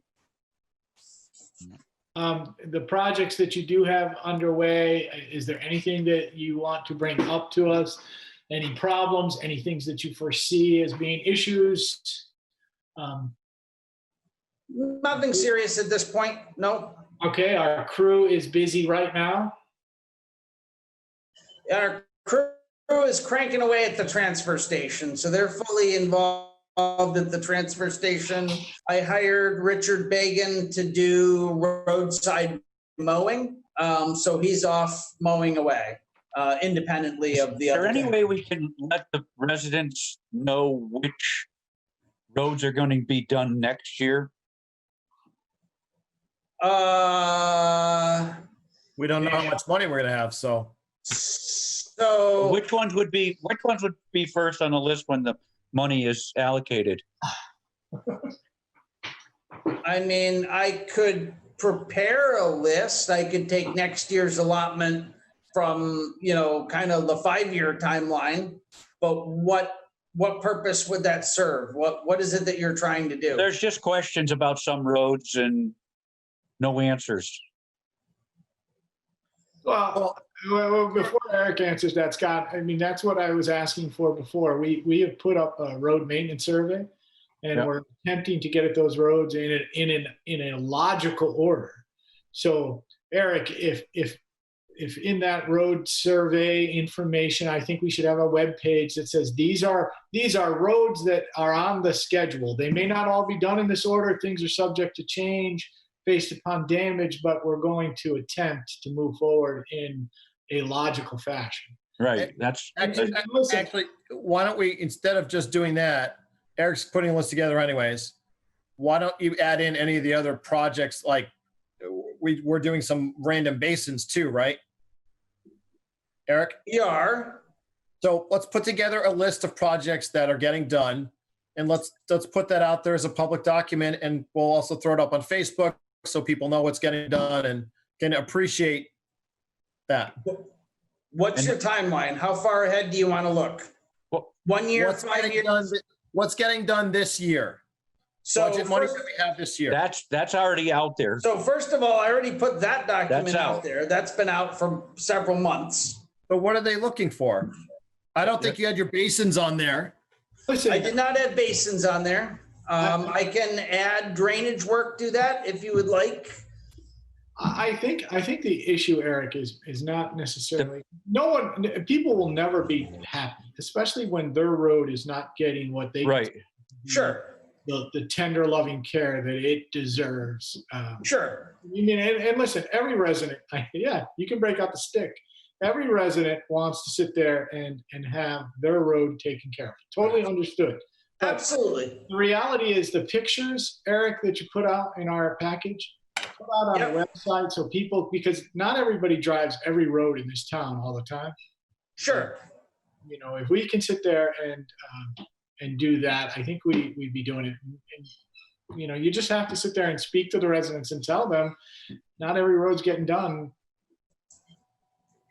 Sure. It will never get done in the timeline. I mean, Eric isn't coming back to Lake Road to fix the problem down my road. I've asked him many times, and he's told me no. So every resident in this town should understand that the first selectman is not getting exactly what he wants. And I don't live on a state road that has been paved and paved so nicely that it is perfect. So, or I don't live on Oak Farm and had that just redone about 3 years ago. But it's fine, you know. So we're doing the best that we can. And if everybody in our community doesn't understand that, Eric is doing a great job. He is. The best that he can.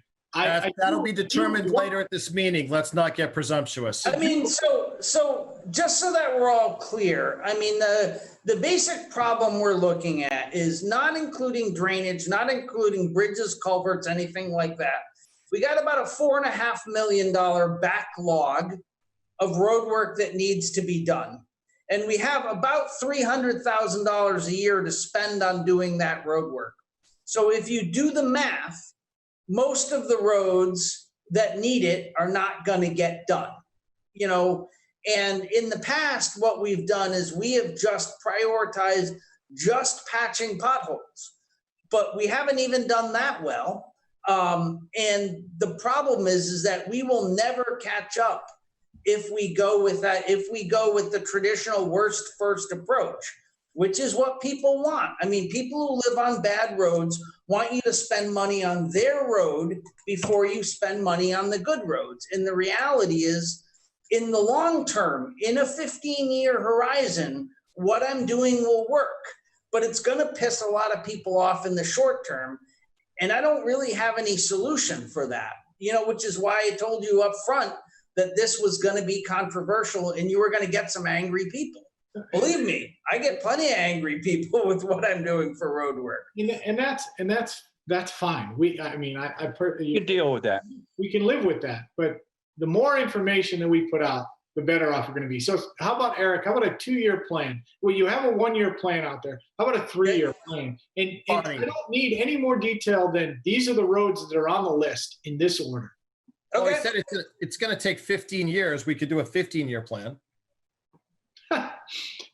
We could, but you know, that plan is going to change. So do a 3-year plan and say, these are the roads that we have identified and what we're going to try to do. And, you know, we're going to continue to maintain our good roads because that is the philosophy of this board, you know, not just Eric, because we all agreed to it. And if we didn't agree to it, then we all need to change the philosophy because we can change what Eric's doing. But I agree with it. So no, I think we just need to get, I think once the new website is up, we can put a section on there dedicated to road work in town, and that'll help. Okay, that's a good idea. My intention under my administrator's page is to have a lot of the detail, the overall planning details for the town listed. So if people want that information, it's readily available. Because you're right, it's kind of buried now and it's not in real obvious places. It's not that you haven't put it out, Eric, it's that it's getting missed in the process of dissemination. So. Okay.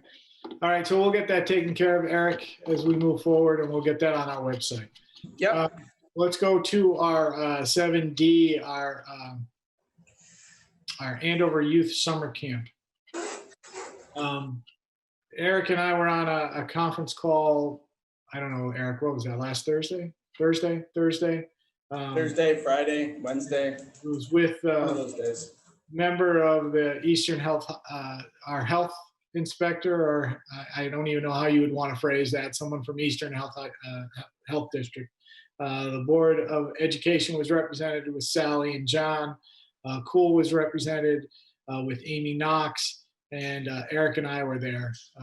There was one other person there, Eric and the attorney O'Brien was there, and there was another individual that was there. I don't know where she was from, but we all discussed what can and can't be done according to the executive orders that are out there as far as summer camps go. And I guess even before we get into the details of it, does everybody from the Board of Selectmen believe that a summer camp is something that we should be sponsoring? So let's get that out first. Absolutely. Yes. Adrian. I would want to see some details. Okay. Scott. I would like to see some details, but I think that that's a good idea. Yeah, I mean, I'm generally in favor of it, but you know, we want to make sure we protect them as much as we do our town employees. So, okay. And I also too believe that it is I am a big believer that that type of program should be supported by the town as much as possible, because it's beneficial for not only for the parents but for the kids, and it is something we should do. And now in this time of COVID, we have issues that we have to address, and those issues were addressed at our meeting related to cohorts of 10 and sitting there and trying to keep social distancing. I mean, and the rules from the state are different for summer camps than they are for summer school. So it's not an easy thing. And Amy Knox is on the phone call or on our Zoom meeting. And, there are a lot of issues. Attorney O'Brien has written up a draft contract for Cool and the town and Alma, trying to protect everyone's interests related to this, because even though Alpoa and Alma are not town organizations, they are a benefit to this town, and they do things for the benefit of the town that we need to sit there and make sure that they're also dealt with, because the summer program is planning on using the beach for swim lessons for the kids. And so the whole issue from the meeting was that if we could not meet the guidelines of the state, that we would not sit there and be doing this. I don't think it's going to be easy, but if Amy would like to talk to the board about how it's going to happen, you're more than welcome, Amy. But thank you for the great pictures on your wall. They look awesome. Thanks. Well, I'll straighten them out later. Yeah. So actually, the regulations for a youth summer camp are much more lenient than opening offices and stuff like that as far as spacing and stuff goes, but pretty strict as far as the regulations that they do have. They do have to have small groups, so we'll have groups of 10 or fewer in each group. The max camp size will be 30 children. The idea is that a group is a cohort, and a cohort is like a family. So the cohorts are not expected to stay 6 feet away from each other, but the groups will not interact. We will encourage masks, but if you can imagine keeping a mask on a 5, 7, 10-year-old all day long, it's not going to happen. And hopefully we'll be outside and doing activities that keep them away from each other enough that that's not going to be an issue. There's lots of cleaning and hand washing regulations that will follow. We're going to have everybody bring their own snack, which last year we provided, and everybody provided their own lunch. But as far as food goes, we're going to have everybody provide their own. And in the bus we're going to use to take us to the lake, we're going to seat them, children every other seat, so that whereas. We lost sound, Amy. Amy, no sound.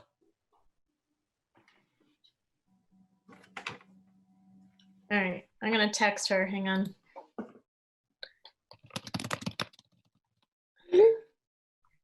No. There you are. Should I call in? No, you're doing now. You're back. Okay, I'm back. The last thing we heard, Amy, was about the bus, every other seat. The bus, every other seat, but it's not really as important because it'll just be one cohort at a time. So one group at a time will be driven to the lake, and they're not intended to have to be 6 feet apart, but we'll spread them out as much as possible. But it'll just be one cohort on the bus at a time, sanitizing it in between if we have more than one group going to the lake. but that'll depend on the numbers that we have. And what we're going to do is I started but have not yet finished a checklist of compliancy that we're going to give Eric every day after camp. We're going to check everyone's temperatures in the morning, both children and staff members, before parents leave. Washing hands when they get there, as well as after each activity or change of activities or something. We'll keep everybody's possessions separate. Everyone will have their own space to keep their belongings, and each group will be kept separate. So one group will be in what is now the music room, one group will use the gym, and one group will use the stage with the curtains closed, using different exits and entrances that we have available. It's actually a pretty good setup that we have in that area of the school. And then the one thing, we'll try and limit what they share as far as materials. And I'm going to see if we can get enough like art supplies for everyone to have their own markers and their own crayons and their own paint sets or something. So I'm going to try and do that as much as possible, just to keep the touching of shared materials limited. Amy, is there any accommodation for, I mean, I know we don't have a lot of kids in Andover, but we do have some that may be low income or what have you, that the snack might be an issue. How do we address that? I hadn't thought of that, Adrian. I mean, I can definitely have something on hand. I just was trying to limit the number of times that we're passing things back and forth. Yeah, I mean, and again, maybe we don't necessarily have that in scale, but there may be a kid that, you know. Right. And it's really tough this year because.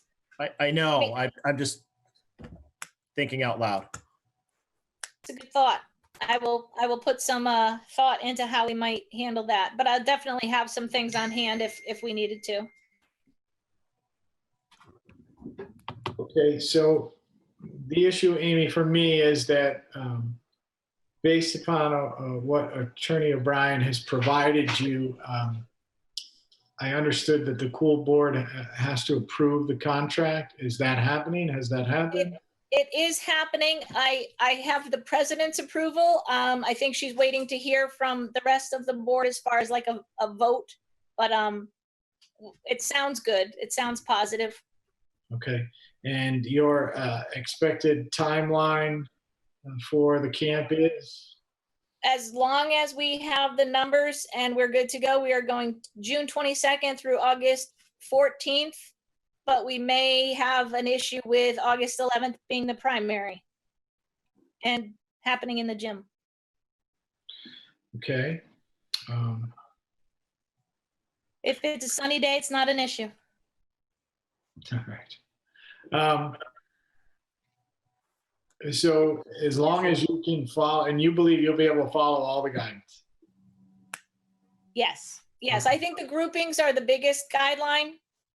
And the hand washing and sanitizing and stuff, which is not extreme if you work with kids anyway. You're doing it all the time. And you've done some numbers on this, and this is at least a break-even proposition, or are you looking for any support in this regard? Well, that's going to depend on if I can get some more kids this week. I really wasn't promoting the program because I wasn't sure how it was going to go or how it was going to look until we finalized things. Right now it's going to be a little bit tough to break even, but I'm hoping we'll get a few more kids this week before we start. Do you have it? What's the break-even number? I don't know. I'll have to find that out because different plans bring different amounts of money. And at this point, we're having a little bit of reduction because a lot of parents are not going back to work, but are working from home. So they don't need like the before and after part of the program. So I have to look at what we have and see what else we might need to get it really sufficient. And I think there's got to be a number where we decide it's not worth it, but I hope we don't find that. I think we can fill the spaces to make it a break even. It's definitely not going to be a moneymaker this year, but you know, if this was a different year, it would definitely work. in our How did positive. the program go last year? It was awesome. And It was great. We had superintendents. We had 50 kids registered, you know, not every week, but last year parents did it just for fun, just to have something for their kids to do. This year, we're not going to get that. We're getting who needs it. And we have a couple of people who think that the social aspect is more important than the risk and want to send their kid to something. I think once you start promoting it, you're going to see the numbers. And then once June 17th comes and things start opening up and people are going to get their, you know, their job where they have to go back. I think it's going to be, we're just in this weird phase right now where it's the unknown, right? I agree. I just want to be honest, as far as it looks right now, you know, we're definitely going to lose a little bit of money on this. And how many families and how many children are signed up right now? Andover families and children. I have 15 children signed up. I had a few more of, I had a parent email me just this morning and say, you know, grandma watches the younger child and we're just not comfortable sending the other 2 to camp. And when you have multiple kids drop out, it reduces your numbers drastically. And then a couple of the families just reducing the time that they come. Dad's not working, but he might be working, so we want him to start. So right now we are sort of in a different kind of phase, I guess.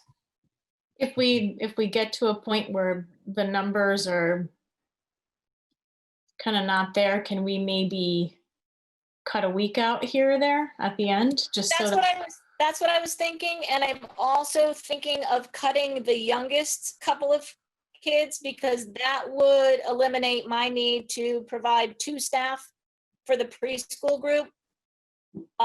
Because I'm not getting the preschool group, but if I can put the kids going into kindergarten in the big kids and take away the preschool program part of it this year.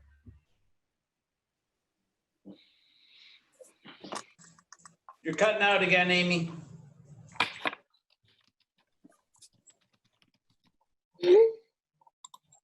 No. Yep, we lost her. Yeah, I just text her again. It's my kids. See, you need to put me on first. My kids were at a scout meeting. You could hear me. They have those parental controls on the box, you know, and lock them out. And I know those kids and they're outside 95% of the day. So don't even start with that. Okay. Yeah, I mean, I'm confident once you start hard promoting, you're going to get the numbers. And then also, you know, thinking about pulling back a week or like you said, you know, canceling the younger. Yeah, just sort of changing the dynamics of the program for this year. Yeah, I hate to think that way, but I mean, I think once you start one way that makes me have fewer staff. It's the one quick fix to the number of staff that I need is to take away the preschool. Right, right. Amy, would it help you with having the rec commission with supply equipment for you? As far as what kind of equipment are you thinking? I mean, what would you need? I mean, I know they have a budget and they provided things for you in the past. And I know they do have some funds, so I don't know if there's anything that they could do to help you, maybe to cut your costs a little bit that you would be spending on these items. Oh, you know what? I will put a list together and talk to the rec department and see if there's a way that I can get some help. Yeah, I mean, I definitely know they have some money, because I've given them some money that they haven't spent. So let's look into that. I'll put you in on the email so you know our conversation. Okay, that'd be great. That's fine. I'll help you any way we can. Sure. And I just want to add from a parent of a first grader.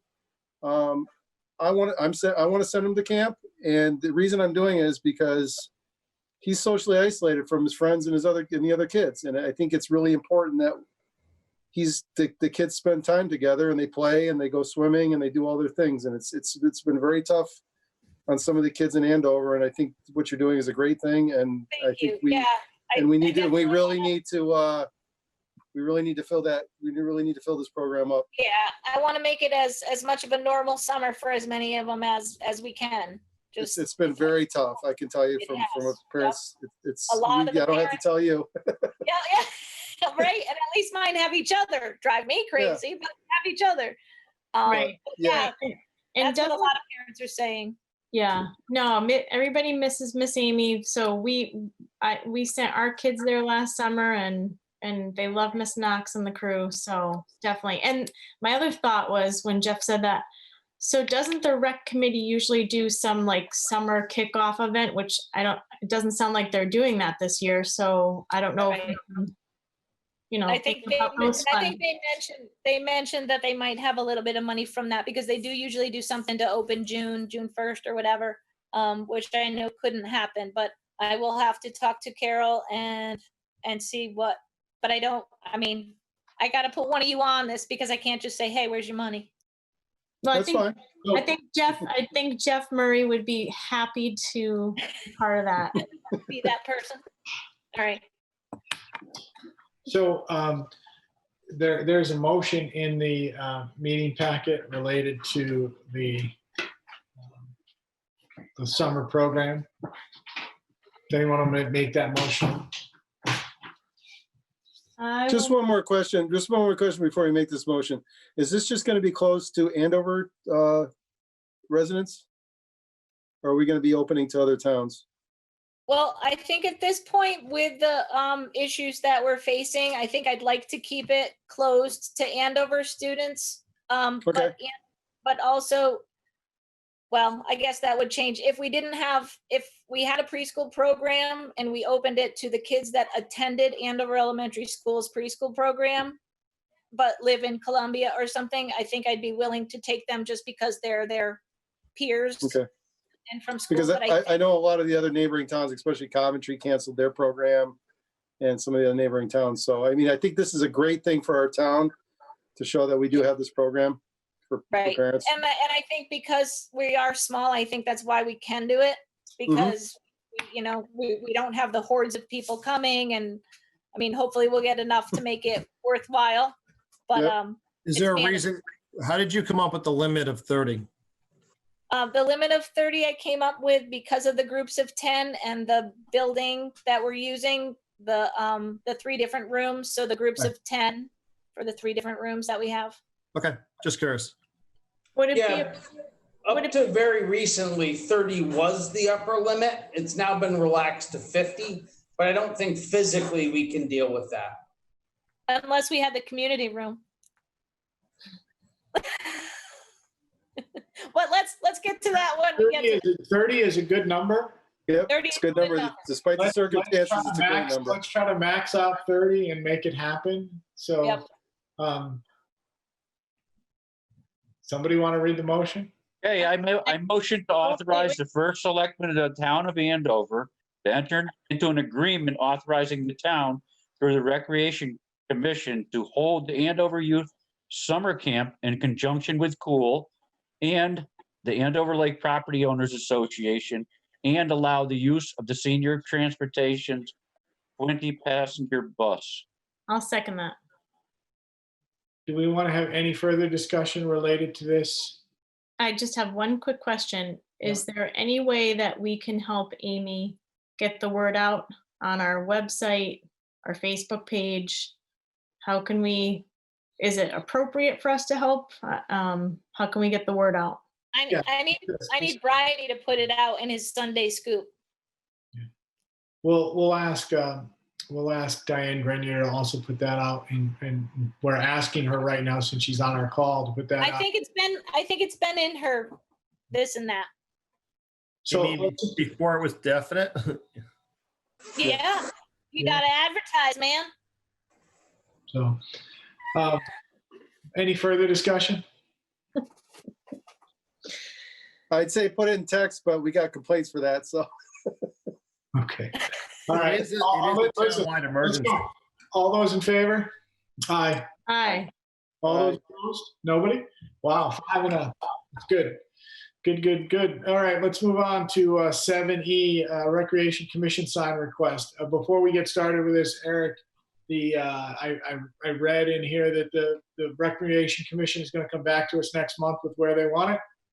The Recreation Commission was coming back this month with which is where they want it, which is directly outside the community room as a notice board. You mean in the walkway coming in? No, on the outside of the building, alongside the building. Right in the rocks there? Sure. Well, that doesn't sound definitive. Exactly where, Eric? By the entrance to the community room. That's not very specific. How about we push this off and we get an exact location so we know what we're voting on? Yeah, maybe a picture of exactly where it is. It's going to be. Okay.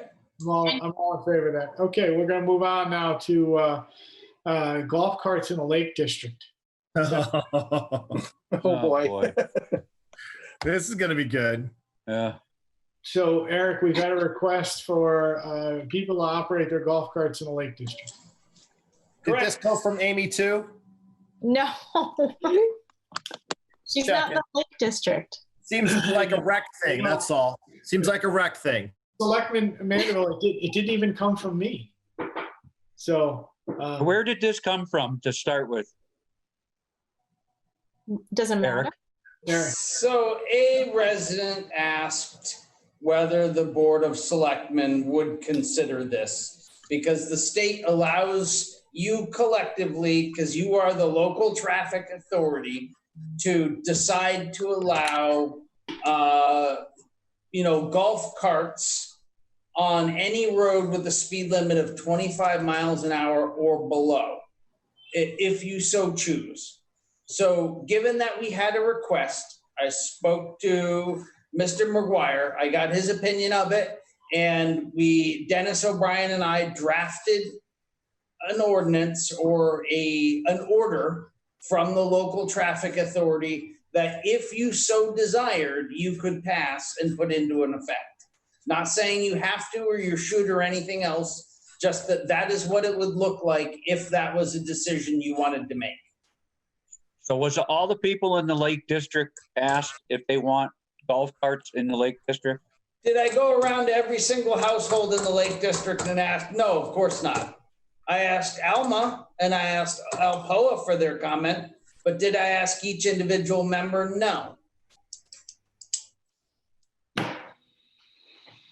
So what's the pros and cons for doing it or not doing it, I guess? I mean, in some ways, I feel like it's kind of the ultimate in laziness. But what I've realized is we're not talking about people who are deciding whether they're going to walk somewhere or drive their golf cart. We're talking about people who are either going to take their golf cart or they're going to drive their Ford Ginormous to the beach by themselves or with their kids in it. So the question is, ultimately, is it better to have them on lower impact, lower speed vehicles on town roads or driving their regular cars? I mean, honestly, I don't care one way or the other. I don't live in the Lake District. I have no dog in this fight. This ordinance is before you to consider. You can do with it what you want. I would feel a lot better if I knew that all the people were in favor of this that lived on the lake. I don't live on the lake, so I don't know if Scott, not everyone is in favor. All right. Well, are you in favor, Mr. McGuire? You're not going to get a. It really doesn't. I mean, I'm more concerned about people getting injured. Is that a yes or a no?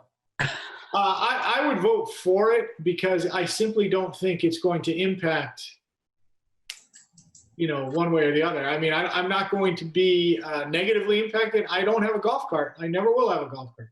So if my neighbors choose to take their golf cart down the road, I'm not going to have a problem with it. By the way, Selectman Mandeville, since I drive under the speed limit, you might in a golf cart, you mean? Is not going to impact me. But I mean, I could see the negatives to it also. I mean, there could be a significant number of golf carts on the road. If we don't, Our speed limit is really not 25 miles an hour on the street anyway. I've already heard some remarks from other townspeople asking why just in the Lake District. Because we're special. Well, we knew that. Well, no, this would be townwide. We know Scott. that.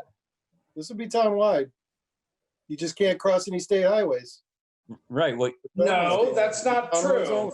It's not townwide because any road with a 30-mile-an-hour speed limit, and there are quite a number in town, you're not authorized. Nothing you can do will allow golf carts on those. well, any roads that have 25 or less. So Correct. Woodland Chase could have its own golf cart club if they wanted. That's Right, Jeff? right. No, Yeah. I'm just bringing out the point. I mean, we're gonna hear complaints from other people going, why can't I have a go kart? Why can't Right. why can't Anybody I too? with anybody with a road that's under 25 should be able to have a golf cart. Yeah, exactly. Or another thing I've heard was people are going to be trailering them to the lake and driving their golf carts at the lake. And where are they going to park their trailers? Listen, I guess I would ask the question. I'll ask the question to Attorney O'Brien or to Eric. What's to stop them now from driving a golf? Right, right. I mean, if we don't Why do pass, I have to make a motion? This is my whole point. Why do I have to make a motion? It's a motorized vehicle. What's to stop them from driving their, ATV? What's to stop them from driving their dirt bikes? They're doing that in the Lake District now anyway. A $1,500 fine and an impoundment of the vehicle according to state statute, just so you know. for a golf cart? Well, for any motorized vehicle that's not authorized to be on the road, yeah. Yeah, but I thought a golf cart can be on the road. It doesn't have to. Nope. That'd be motorized registered with the vehicle. town. It doesn't have blinkers. It doesn't have brake lights. It doesn't have It has- correct lighting right. for after hours. It needs to have Nope. insurance, et cetera, et cetera, et cetera. And it has Does to be have DOT registered approved with the tires? town. No, listen. If there, I don't think there's anyone on this board that is sitting there saying this has to pass. I mean, so if we choose not to pass it, is anyone on the board going to be that upset? No. I don't. Paula? Paula, do you have a golf cart? I do not have a golf cart, but I have. You gotta take one. Don't let her lie. There's Barbie on it. No, that's yours, my friend. So no, I don't see what I think it's fine, but I don't know. I mean, as long as they're not driving it at night, right? And they're being safe, and I can see where the concern is, but All right, here's what I'm gonna say on it. Given the lengthy discussion that Mr. Anderson, God, I love saying that. It's like a Matrix movie. Given the lengthy thing that Mr. Anderson has had to deal with speeding in the Lake District, I think it would be imprudent to even consider this until we stop getting complaints about that. When we stop getting complaints about speeding around the lake, then we'll talk about putting impediments to the proper function of traffic. you think that more people are going to go out and buy golf carts and speed with the golf carts? No, I think what's going to happen is you're going to have people that decide to pull over and chit chat with their neighbor in their golf cart as they're driving by. Hey, Mr. McGuire, how you doing? I know you're selectman. Can I talk to you about this? They stop on the roadway. They don't pull off the road because they don't want to get stuck with their little golf cart. And then all of a sudden you got somebody come hauling around the thing and they get hit. Listen, I already know of people that are driving around the lake with their golf carts, and that's not happening now. So give us a list of names and we'll have them impounded. No. Listen. Or are you protecting your friend? Okay. I will sit there and I will agree with Selectman Mandeville because we just established a traffic safety committee. Why don't we sit there and have them go out and poll more residents in the Lake District to truly see what we want done? Yeah, ask them about this issue. Is that acceptable? I mean, you just appointed a 7-member board to sit there and go look at the issues in the Lake District.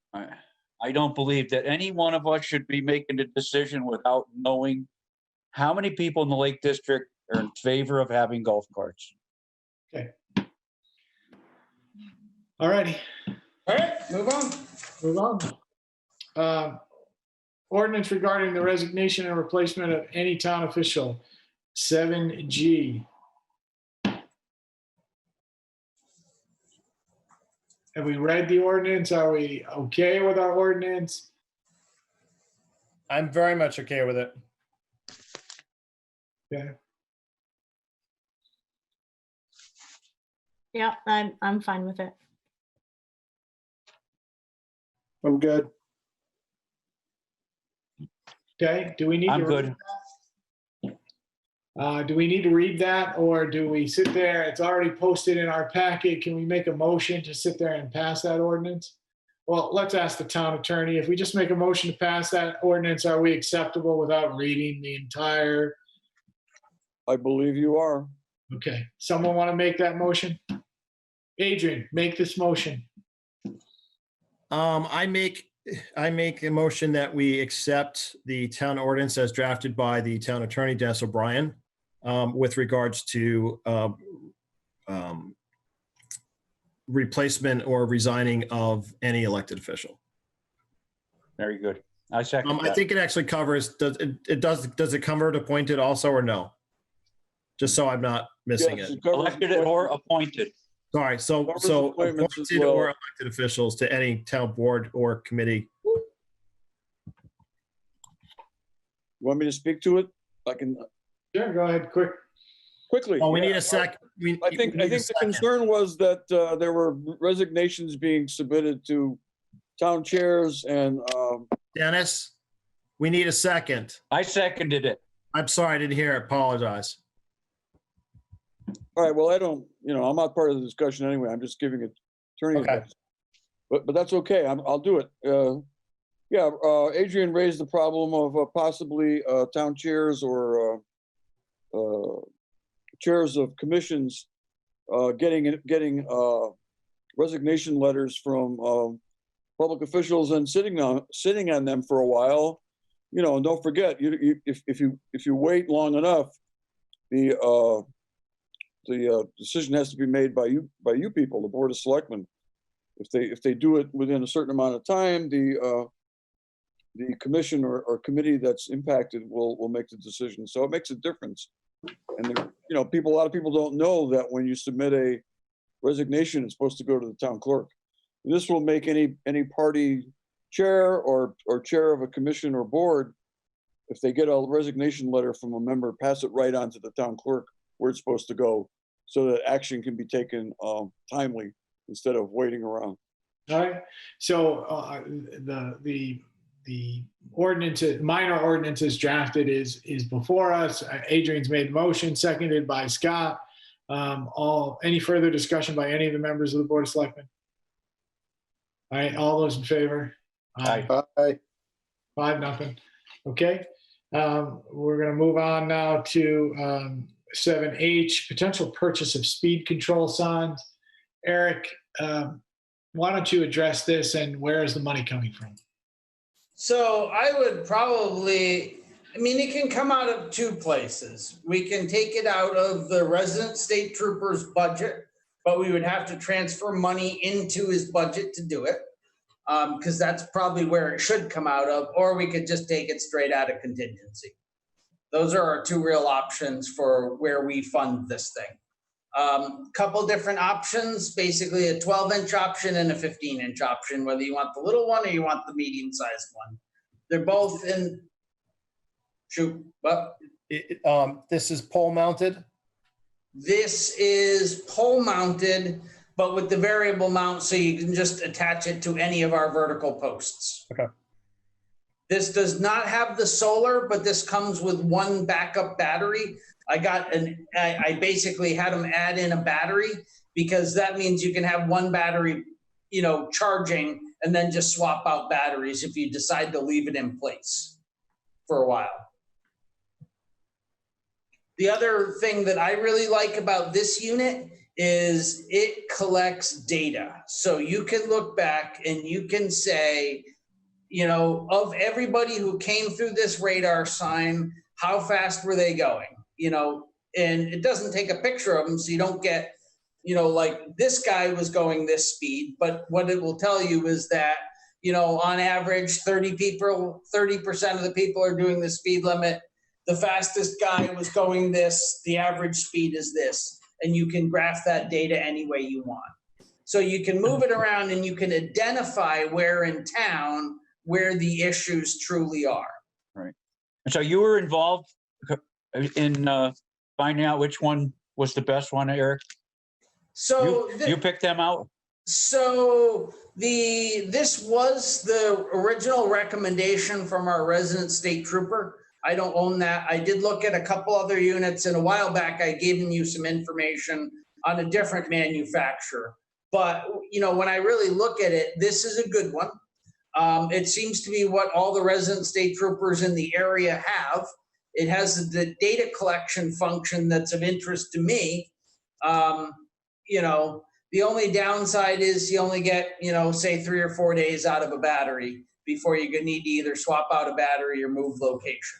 Right. So, if you were going to leave it in one spot, like in front of the school or something, then you would probably want to go fixed mount and put a solar, light on or solar charger on it. But in our case, it seems like a pretty good unit. In the future, you could add a solar array to that if you needed to, if you wanted to. Yeah, I think because it's all modular. So yes, you could add that later if you so chose. Right. Which one does the officer like? The 12 or the 15? I don't think he had any real hard, fast, Do we know what size the one that was borrowed from Columbia? I think, I think that's a 15-inch unit. Do they make one bigger? Because I don't know if Jeff saw that one. They do make an 18-inch. I did not quote that one, so I don't know what the exact costs are for that one. I'll leave that up to Jeff if he thinks we need a bigger one or not. Which Jeff are you talking to, Adrian? The one that just spoke up. That's such an old joke now. Okay, enough. Gosh. Adrian is good about beating things into the ground. All right, you ready for the motion? Yes, please. No, make the motion. Go ahead. I authorize the town administrator to purchase either a 12 or a 15-inch speed control sign with a data collection unit, and the money is to be taken from contingency. The total cost for the 12-inch is $3,148, and for the 15-inch is $3,353. And Eric or Jeff is going to pick which one they're going to spend the money on. Well, that's not how it's going to work. So let's sit there and we got to decide which one we're going to do. So Scott, pick one. If you're going to do the I'll pick the 15-inch one. Done. Let's do the 15. All right. So that's the motion. That would be the motion. So authorize sign. It's a 15-inch speed control sign with collection unit, money to be taken from contingency, total cost $33.53 for that sign. Okay. Who's seconding that? I'll second. Okay, discussion. The discussion that I had with Eric related to this is contingency the right place for this money to come from. That was my issue. Well, contingency is the easiest place, but we're only one transfer away from taking it from a line item that would be more appropriate. So if you would prefer me not to take it directly from contingency and transfer the money from contingency to the trooper's budget and then pay for it out of the trooper's line item, I would do that with no problem. Okay, and from my standpoint, have we got the trooper's budget or trooper's bill for this year? No. Okay, so we don't even know if we have money in that line item or we need money in that line item. Well, it's more than just one line item because he's got a salary and he's got a supplies line item. What I would do is I would take it out of the supplies line item, which we overexpended anyway because there wasn't really any money in that. And that's where we put the cameras, the field cameras for the ball field out of his line item, since it was a security related issue. So, we're overexpending it now. We'll just be overexpending it a little bit more and we'll transfer money into cover if that's what we want to do. So if we did this out of contingency, do any of the other members of the Board of Selectmen have a problem with doing it out of contingency? No. Paula? No. Scott? I'm all set. Adrian? Oh, I'm good. Don't care where it comes from. Let's just do it. Yeah. So then let's stop discussion on it and let's have a vote. All in favor? Aye. Aye. Okay. All right. The 7I, transfer funds between capital funds and unexpended fund balance. So we're actually going to cover that. That's a duplicate. We're going to cover that under item number 10, motions for transfer of funds from capital accounts. So we can ignore that for now. Okay. We're going to go to 7J, yearly review of the town administrator. This is to announce to the people on this call that we are going to have executive session after this. After we discuss with the town administrator his yearly review, we will post something to let you know how that review went. And what we will do is post the goals and the issues that we want the town administrator to address for next year. I think we also have to post his pay. We'll have to come out and vote to approve the pay completion package. Correct. So after the executive session, there will be an individual motion made and a vote on that motion. Yep. I just want to make sure we're in compliance. That's all. Sure, no problem. And so any other issues related to that, this is just an informational item. We just wanted to let people know we were doing it to be as transparent as we possibly could. Any discussion by the members of the Board of Selectmen? Hearing none. Eric has the option of having it in public if he so chooses. Nope, I do not choose. Okay. I mean, I don't care one way or the other, but. No, we have to give you the option, Eric. That's all. Yep, understood. Okay. Anybody else? Scott, Paula, Jeff? Okay. 7K is the same thing. We're going to perform a yearly review of the town attorney. We're going to do that also in executive session, and we will sit there and give a brief. I'm losing that word for what I want to say, but we'll sit there and post our results of that review after our executive session meeting and before our next meeting. Okay. Anybody else? Any other questions on that? Any other comments with Board of Selectmen? No? Okay. Let's go to item 8, approval of meeting minutes. Hang on, we added 7L, which is library discussion. Library. My bad. Yes, Scott did add that, and we do need to discuss that. There were 2 issues related to that. One was the irrigation system, and the other is bollards for protection of the mural at that building. The one about the mural, I'm trying to schedule a meeting with Diane and Kathy DeRozier, who is the chairperson of the library committee. Any member of the Board of Selectmen, I will sit there and let you know when I can get it scheduled. I asked for 6 o'clock at some evening to try to get down there and see what the request is and related to how we can, get something done. I don't necessarily know that needs to truly be discussed in detail today before we have that meeting. I'll go. Say that again? Yep. No problem. I'll let you know. Go. I'll let you know when it is. I know I spoke to Eric about that before also. So the other one I think is a little bit simpler.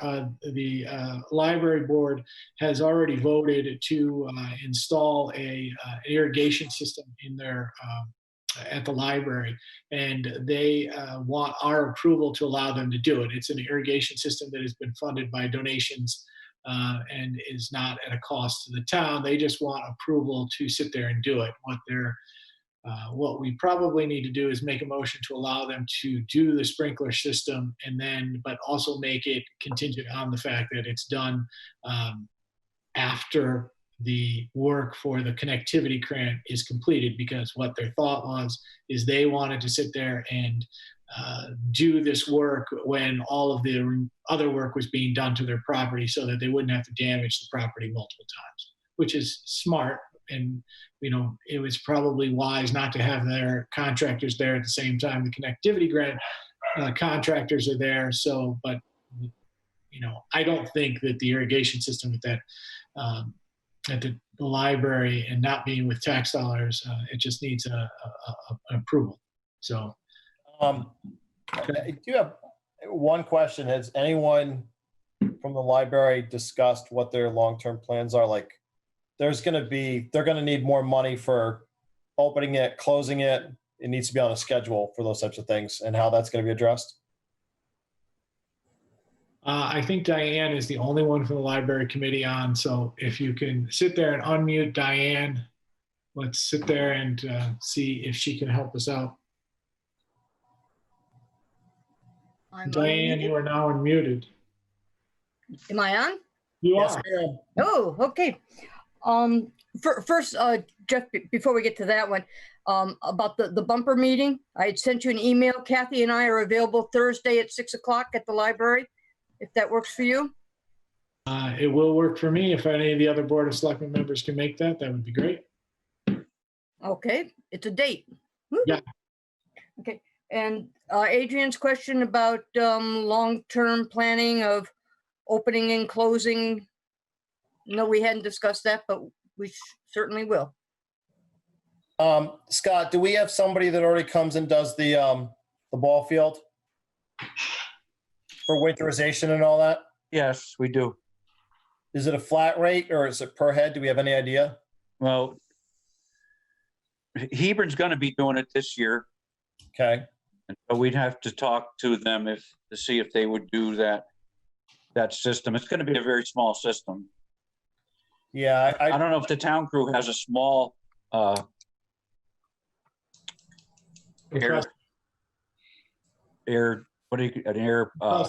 compressor.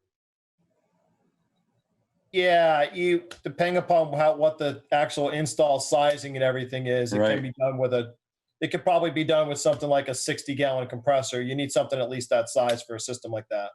Right. If it's just a small yard one, yeah, it's a small one. Yeah.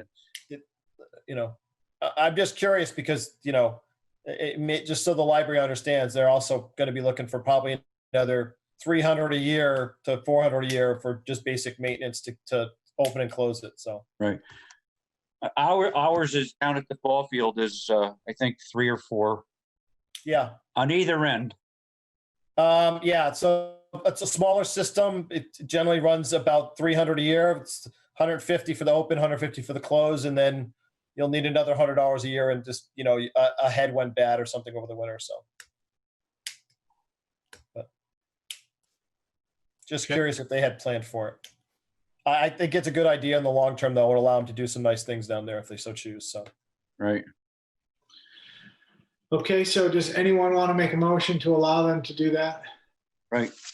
I'll motion to authorize the library board to install an in-ground sprinkler system at the Andover Library using donated funds after work being done for the connectivity grant is completed. seconded. Okay, further discussion? All right, all those in favor? Aye. Aye. Aye. Okay. All right, item 8, approval of meeting minutes, 8A, the Monday, May 11th, regular meeting minutes. The Tuesday, I'm gonna make all these at one time. The Tuesday, May 19th, 2020 Board of Selectmen and Board of Education Special Meetings, meeting minutes, and the Friday, May 29th, 2020 Board of Selectmen Special Meeting Minutes. All right. Somebody want to make a motion to? So moved. Okay, second that. I'll second. All right, all those in favor? Aye. Aye. Okay, number 9, the treasurer's report. Eric, any information you want to bring to our attention on that? No, nothing major. So you all know, obviously, the budget passed. So we have a budget, which is always good. Okay.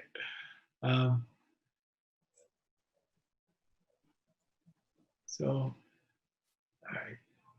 Eric, well, we'll discuss that later. Eric, just out of curiosity, any projections for anything that's left over from last year? And are you shifting everything now to push things towards road work, or what are you doing? So there's an awful lot in motion right now. We're definitely going to be underspent for the year. Not radically, but underspent. And we're also going to have more, the town brought in more money than it expected because we had under budgeted for ECS. We got quite a bit more ECS in, and we're actually doing really well from the revenue side. So I'm not sure what that piece is going to be, but my guess is, we're going to end up with, $50,000 to $80,000 more in revenue than we anticipated. There's a lot of stuff still in flux. For instance, I thought we were going to, if you asked me 2 months ago, I thought we were going to be way under on bulky waste. And we have caught up an enormous amount just because everybody and their brother is running stuff to the transfer station. So actually, short of closing it for the month, we would have been, really far over on that one. So there's a lot that are still unknown. We're going to be okay overall. The one that's going to go over budget is the transfer station, the wall upgrade, the total packages. And that's basically because when CIP allocated the money for that, they really didn't anticipate any large scale expenditure for the electrical work. And as we know, that's a big chunk.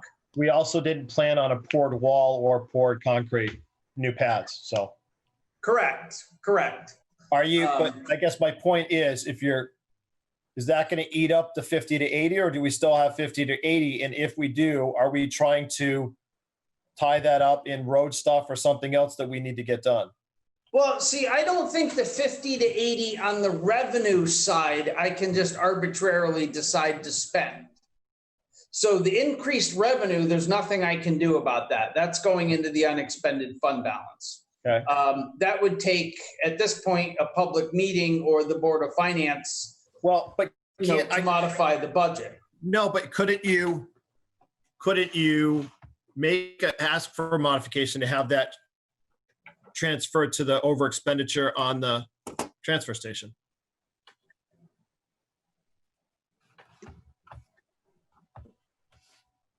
I never even contemplated that, to be perfectly honest. If you did that, then it leaves you the other funds available, and you can max out the road work side that we keep talking about we need to do.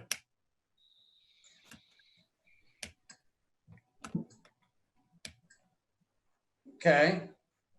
How about we do it? I don't know enough about what that would seem to me an auditor question more than a me question. I mean, I don't have a problem with it. I'd be happy to spend more money on road work. It's just a question of logistically, can we do it? Well, the Board of Finance can make they can decide what to do with those funds. Right. Dennis, you have any input on this? I mean, what the question is, I was looking up something else. Dennis, the conversation is that we've taken in more revenue in some areas. We've overexpended some of the budget in certain areas, but we also ended up taking in more revenue. And so all said and done, we're most likely looking at somewhere between $50,000 and $80,000. We have road work that we need to address. Is it possible for us to use those funds for the road work by having the Board of Finance denote that? These are funds that are available to you for the remainder of this fiscal year? They're funds that we've taken in revenue this year. Okay. And you want to be able to spend it on road work? Or at least, yeah, some of it, probably not all of it, because we want to leave a buffer if in case there's adjustments, but. Seems to me like it's a question for the Board of Finance. But as I heard Eric say, I would check with the auditor. I can look at the charter right now and see if there's anything in the charter that covers it. I don't know that there is, but. I don't think so. I mean, there's no restriction on it. And I think, again, if it falls within other. And many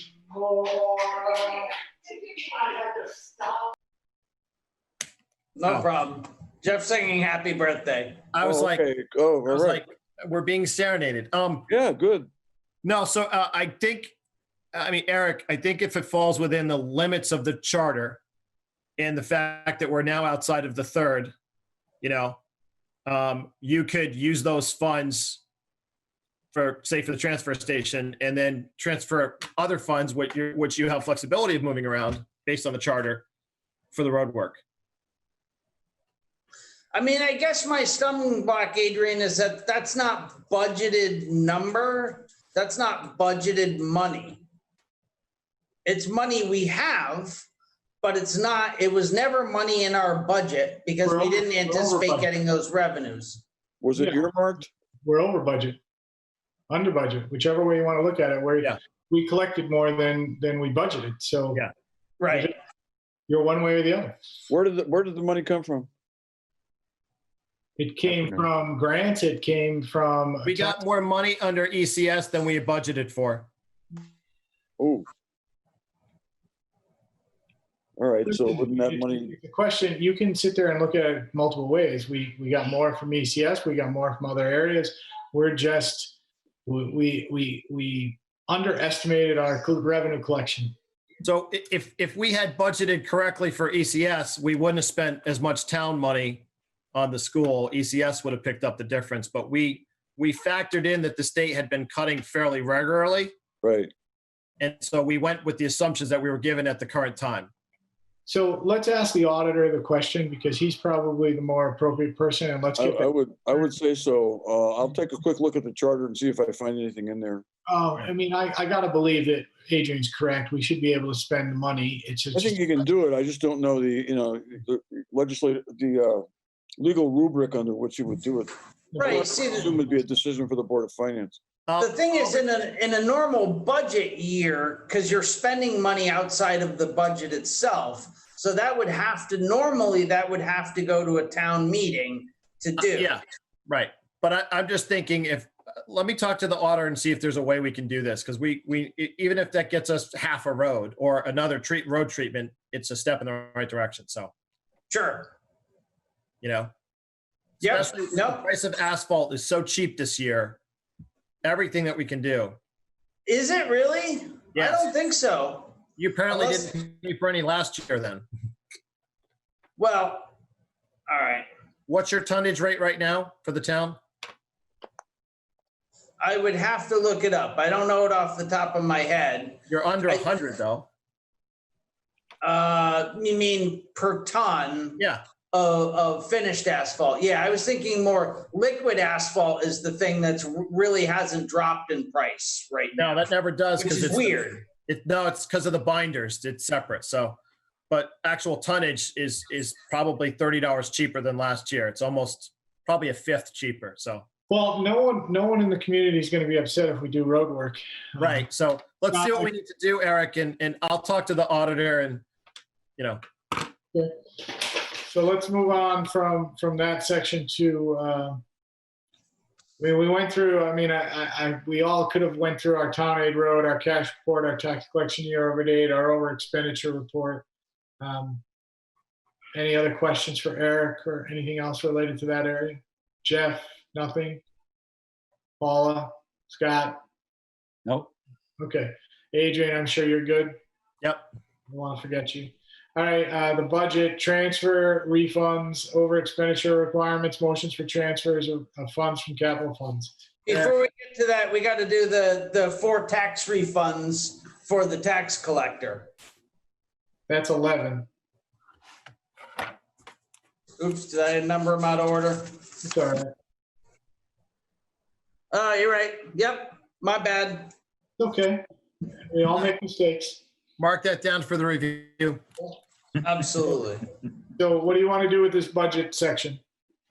So what we really need to do right now is we need to make the motions now to transfer the funds so that they're transferred effective July 1. You could wait till July to do it. So the Board of Finance has already set up the capital funds, but only you can take money from an existing capital fund and close a capital fund, which is a little oddity in our charter. So there's basically 4 of them. There is one of them, you're just transferring money. You're not transferring all the money because it's still not officially closed out. So we can't, and we know roughly what our last bill is. So we're leaving enough money in it to pay their bills and keeping the Times Farm Bridge Reserve Fund open, but we're transferring the majority of the money, out.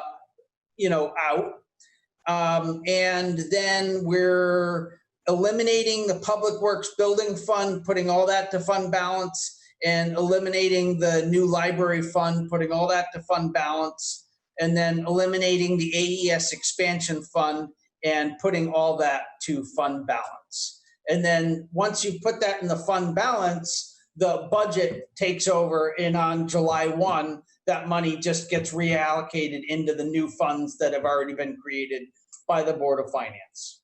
Okay. If that makes sense. So let's discuss, just make sure that the Board of Selectmen is all understanding of what Eric is talking about. If we're all good, we can just make all those motions. Anybody have any questions related to this issue? Jeff? Paula? Adrian? Nope. Scott? I'm all set. Okay, so who wants to make the first motion related to the capital reserve fund? Titled Times, how about I make them? I motion to transfer 160,000 from capital reserve fund titled Times Farms Bridge to fund balance effective July 1st, 2020. Who's seconding? I second you. Okay. Discussion? Vote. All those in favor? Aye. I motion to eliminate the Public Works Building Fund and transfer all remaining funds to the fund balance effective July 1st, 2020. I'll second. Discussion? All those in favor? Aye. Aye. I motion to eliminate the new library fund and transfer all remaining funds to fund balance effective July 1st, 2020. I'll second. Discussion? All those in favor? Aye. Aye. I motion to eliminate the AES expansion fund and transfer all remaining funds to the fund balance effective July 1st, 2020. I'll second. Discussion? All those in favor? Aye. Aye. Okay, so Eric, all the funds from those capital funds have been transferred. Is that everything you need done? That's everything I need done. Okay, so now let's move on to 11, the tax collector's report and the refund request. So the tax collector has given us a report. So for this last month of May, well, the month that we're given May, we have collected $170,000 of taxes for the month. We have a remaining outstanding balance for the year of $435,554, which we would expect to collect most of it in June, but that's actually for all of the years. For 2018, the total is $274,000. Eric, just as a question, have you been dealing with a tax collector as to her collection, efforts on 2017, 2016, and backwards? Have you been having an ongoing discussion with her as to what we're doing to try to collect those back taxes? I haven't talked to her lately. I mean, we had a discussion, I don't know, a couple months ago about the stuff that had been sent off. I guess that was actually further back than 2 years old. The really old stuff gets sent off to a collection agency, essentially. We haven't really discussed collecting taxes from, a year ago. I know she sent out the stuff to everybody saying that, we're going to put on a tax lien if you don't pay up. Because I had a couple panicked calls about that last week. All right, well, that is something that you should work on with the tax collector to make sure that we do as good a job trying to collect our back taxes due as possible. You know, even from the last 2 years or this year, and, you know, I would guess that probably due, well, we got $274,000 still due for this year, about $81,000 due from last year, and $30,000 due from 2016. So, and a good portion of those are for real estate taxes. So we should be able to collect those. All right. Any other questions? Any of the Board of Selectmen members? Anybody? No? Okay. So let's move on now to we have to make a motion for the approval of the refunds. So it's 10A. I'll make this motion. I motion to approve 4 tax refunds for May 2020 outlined in the packet for a total of $5,298.67. I'll second that. Those refunds are for excess payments that total $5,298.67. Okay. Okay, they're all excess payment amounts. So you seconded it, Scott. Any further discussion? All those in favor? Aye. All right. No- Okay, and Jeff, they're in the same packet. So when you come in and sign the other item for the treasurer's office in the morning, you can just sign those two and that'll be done. Amanda has already informed me that I need to do that. I will get there tomorrow morning and do it. Excellent. Do I have plexiglass set up where I'm going to be? You wear a clear bucket over your head as you enter the building. That would be sufficient. All right, but I will tell you, I will take a picture and I will send it to Mr. Mandeville. I will have my mask on. Okay. Maybe we should get like individual bubbles that everybody could like walk in. I'm gonna have my shield over my face. Yeah, like you can walk in a bubble and you can just roll it around the office. And my shield, so I don't have any problems with my fellow employees at the time. So you laugh, but a friend of mine sent me a bunch of pictures that she had taken at the Stores farmers market with all the different get-ups people had. And there was somebody walking around with a large plastic bucket over their head in a genuine attempt to prevent themselves from getting COVID. I don't know if you've seen Mr. Mandeville play golf, but he has a bucket over his head most of the time. So anyway. But he won't get in a golf cart, right? Because No, he won't get on the golf cart. All right. So we're moving on to the assessor's report, revaluation services. Eric, anything you want to address with that? No, nothing big. I mean, I think we're still at the point, he's like the building inspector that, you know, he's really not going to be entering structures. At some point, that's going to have to stop because, you know, at some point you got to get into buildings and really evaluate the upgrades that have been done, but nothing, you know, nothing super urgent. Okay. We have all of our department reports. Are there any department reports, Eric, that you want to single out that we should be looking at more than we looked at in our packet? No, I got the registrar's vote really late. I didn't put that in, you know, because it got in so late. The rest are all pretty straightforward, unless you have any specific questions for me on the various different reports. You know, I see the one that would probably be my biggest issue is the senior transportation. Have we been using the vans at all? So right now, up to today, the only thing we've been using the van for is we have been delivering food to the people that senior transportation used to take to the food pantry and food, you know, mobile food share. So those people that don't have transportation, we are basically bringing the food to them.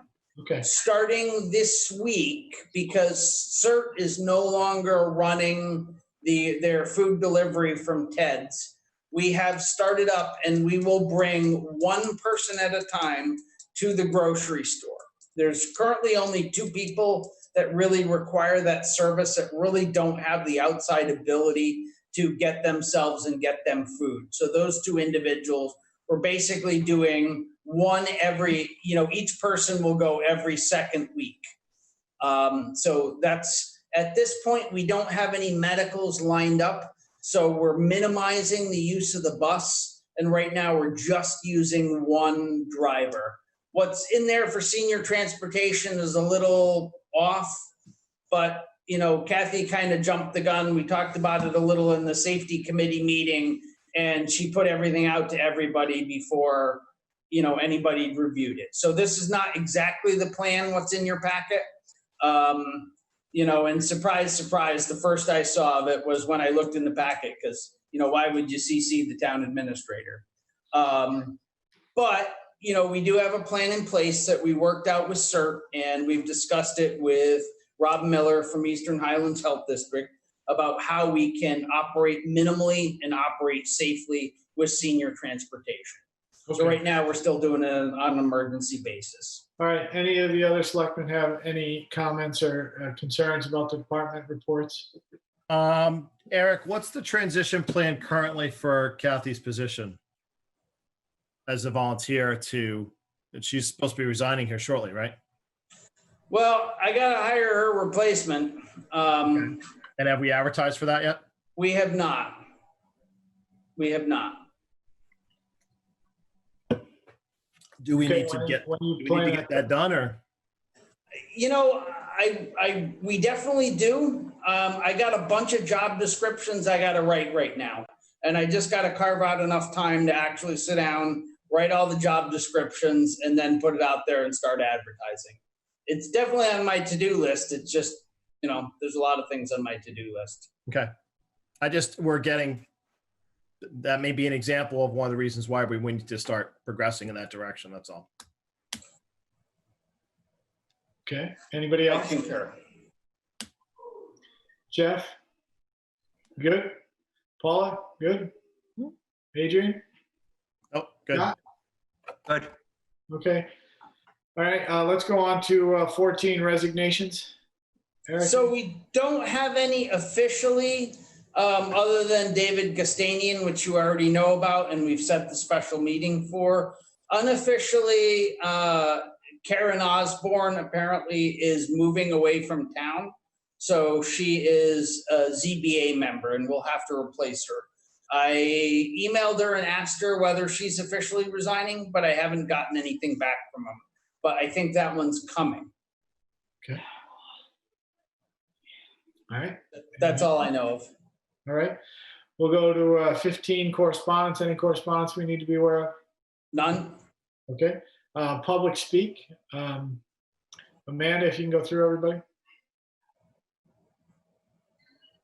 Kurt, are you there? Would you like to participate in public speak? Okay. Diane Grenier?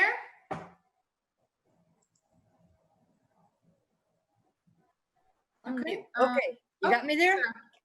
I just wanted to let you know that Karen Osborne is also going to be resigning from the 175th anniversary committee.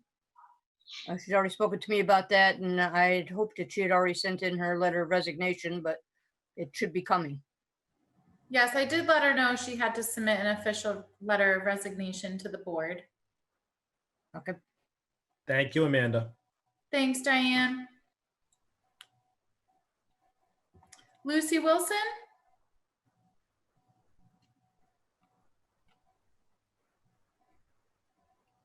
Okay, and then Bob Hamburger, would you like to participate in public speak? No, thank you. Okay. All right, that looks like it. So public speak's over. To make the motion to sit there and, for the members of the public that are with us, we thank you. We're going to make a motion. So I motion to enter executive session at. Jeff, before you do that, can I just say one thing? Sure. Basically, the plan is everybody gets thrown out of the meeting for right now. As soon as you get thrown out, you can re-register for the meeting immediately and you'll be put in the waiting room. And then as soon as we come out of the executive session, anybody that's hanging on and that wants to will just readmit you to the meeting for the last items. Okay, are you saying they have to leave the meeting? Because if you remove them, they won't be able to come back in. So they need to physically leave themselves. Okay, I did not realize that. Yeah, because if Good to know. if you kick somebody out, so to speak, you remove them, they won't be able to log back in. So we don't want to do that. So are you saying I couldn't have thrown Adrian out hours ago and we could have, had a much quieter meeting? Oh, Nick Levine, do you plan on entering the meeting after the session?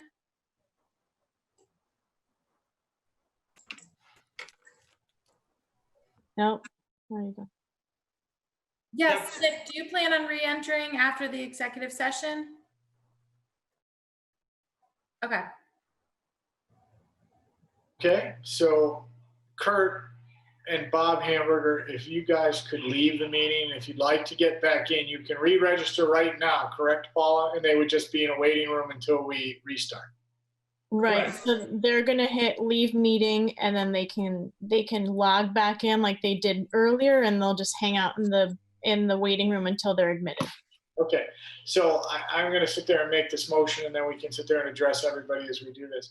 I motion to enter executive session at 9:57 for agenda item 17A and 17B, the yearly evaluation, 17A, yearly evaluation of town administrator, and item 17B, annual review of the town attorney. I'll second. Okay, all those in favor? Aye. Aye. All right, Kurt and Nick, if you guys could leave the meeting, that would be great. Okay, so now that Amanda and Nick are back on, let's sit there and move this forward. So in accordance with Section 3A of the employment agreement between the town of Andover and Eric Anderson, having reviewed the deliverables in Appendix A of the same, I motion to award $7,120 to the town administrator to be added to his pay on the week ending June 20th. Additionally, per the terms of the agreement, Eric Anderson is also awarded 2% of the PITA grant for $16,655.36 by the Public Utilities Regulatory Commission for a total of $333. The total. I would just amend your motion. I would accept it, but amend it that the additional compensation per the contract cannot be paid until the completion of the grant. It's technically until the grant money is received and we have that $16,000 in our checking account. I thought you're responsible for completion. So as long as we're saying that it's completed, as part of the agreement, you have to complete the agreement. You have to actually go through and administer the grant. Okay, that's fine. I can live with that. He's received the money. But it's not been spent, so it hasn't been administered. It's an administrative fee. That's the agreement. I'm not trying to be a jerk. Okay. I just want us to follow the contract. No, I can live with that. How about Jeff Murray was our lawyer? What's the wording of the contract? Oh, he is the lawyer. Where is the Look, contract? he's got the lawyer. What is the paragraph? What's the paragraph say? What does it read? I actually sent you the contract, sub-in attorney. If you'd like to look at it, it's in your email. Okay, Eric, are you okay if you wait another couple months? But Eric, to be aware that is going to get paid as soon as that. Absolutely. Yeah. Absolutely. As soon as it's done. Okay, so we'll go back and. Hold on. Here's what it says. The employee will become entitled to a bonus for any such grant as soon as the grant funds are received by the town. But any payments owed to him will be made at the end of the calendar quarter, which would be the 20th. So he's entitled. Do we have a clawback if he doesn't complete it? It's $330. Come on, Adrian. We're amending that contract If next he year. doesn't complete it, I'll pay the town the $333. Come on, Adrian, pay the man. All right, fine. All right. So I was trying to finish my motion, which has not been seconded. And I was trying to sit there and say, for a total amount of $7,453. Second that. There you go. Would you like me to read it again? No? No. No, it's ready. Any Ready. further discussion? No. All those in favor? Aye. All 5 of us. That's excellent work. You were waiting for that abstain, weren't you? I was. 5-0. Okay. I'm making the motion to adjourn. Please. Do you have cake for everyone? We'll be over. We only got a little Carabao cake. I'm sorry. I had to leave the meeting for a little bit to sing happy birthday to my son. We know. heard. You didn't mute it. We all heard you singing. It was excellent. That is awesome. I can't wait to see that on television. I had my birthday on June 3rd, and I didn't have the Dairy Bar ice cream cake this year. I was depressed because it closed. Aw. What flavor did you get? I had to have regular cake. I'm sorry. Wait a second. Wait a What's second. your dairy bar preference? Wait a second. This is Jeff Murray's birthday month. We have to sing happy birthday. We need to know what cake he wants when it gets back open. The Dairy Bar. Whatever. I think it's all the same. They have all the same cakes. It doesn't matter. Chocolate and We're vanilla. singing happy birthday to Jeff before we adjourn. So happy birthday to you. Happy birthday to you. Happy birthday, dear Jeffrey. Come on, Adrian. Happy birthday To you. Are you one? Are you two? Yay. Now you're making me feel bad because you didn't sing me happy birthday on my birthday, When was your birthday? March 2nd. Well, there you go. You got Happy birthday, Scott. At your age, you don't point out birthdays anymore. I do. I'm putting it, I don't know about you guys, but I'm putting it in my phone.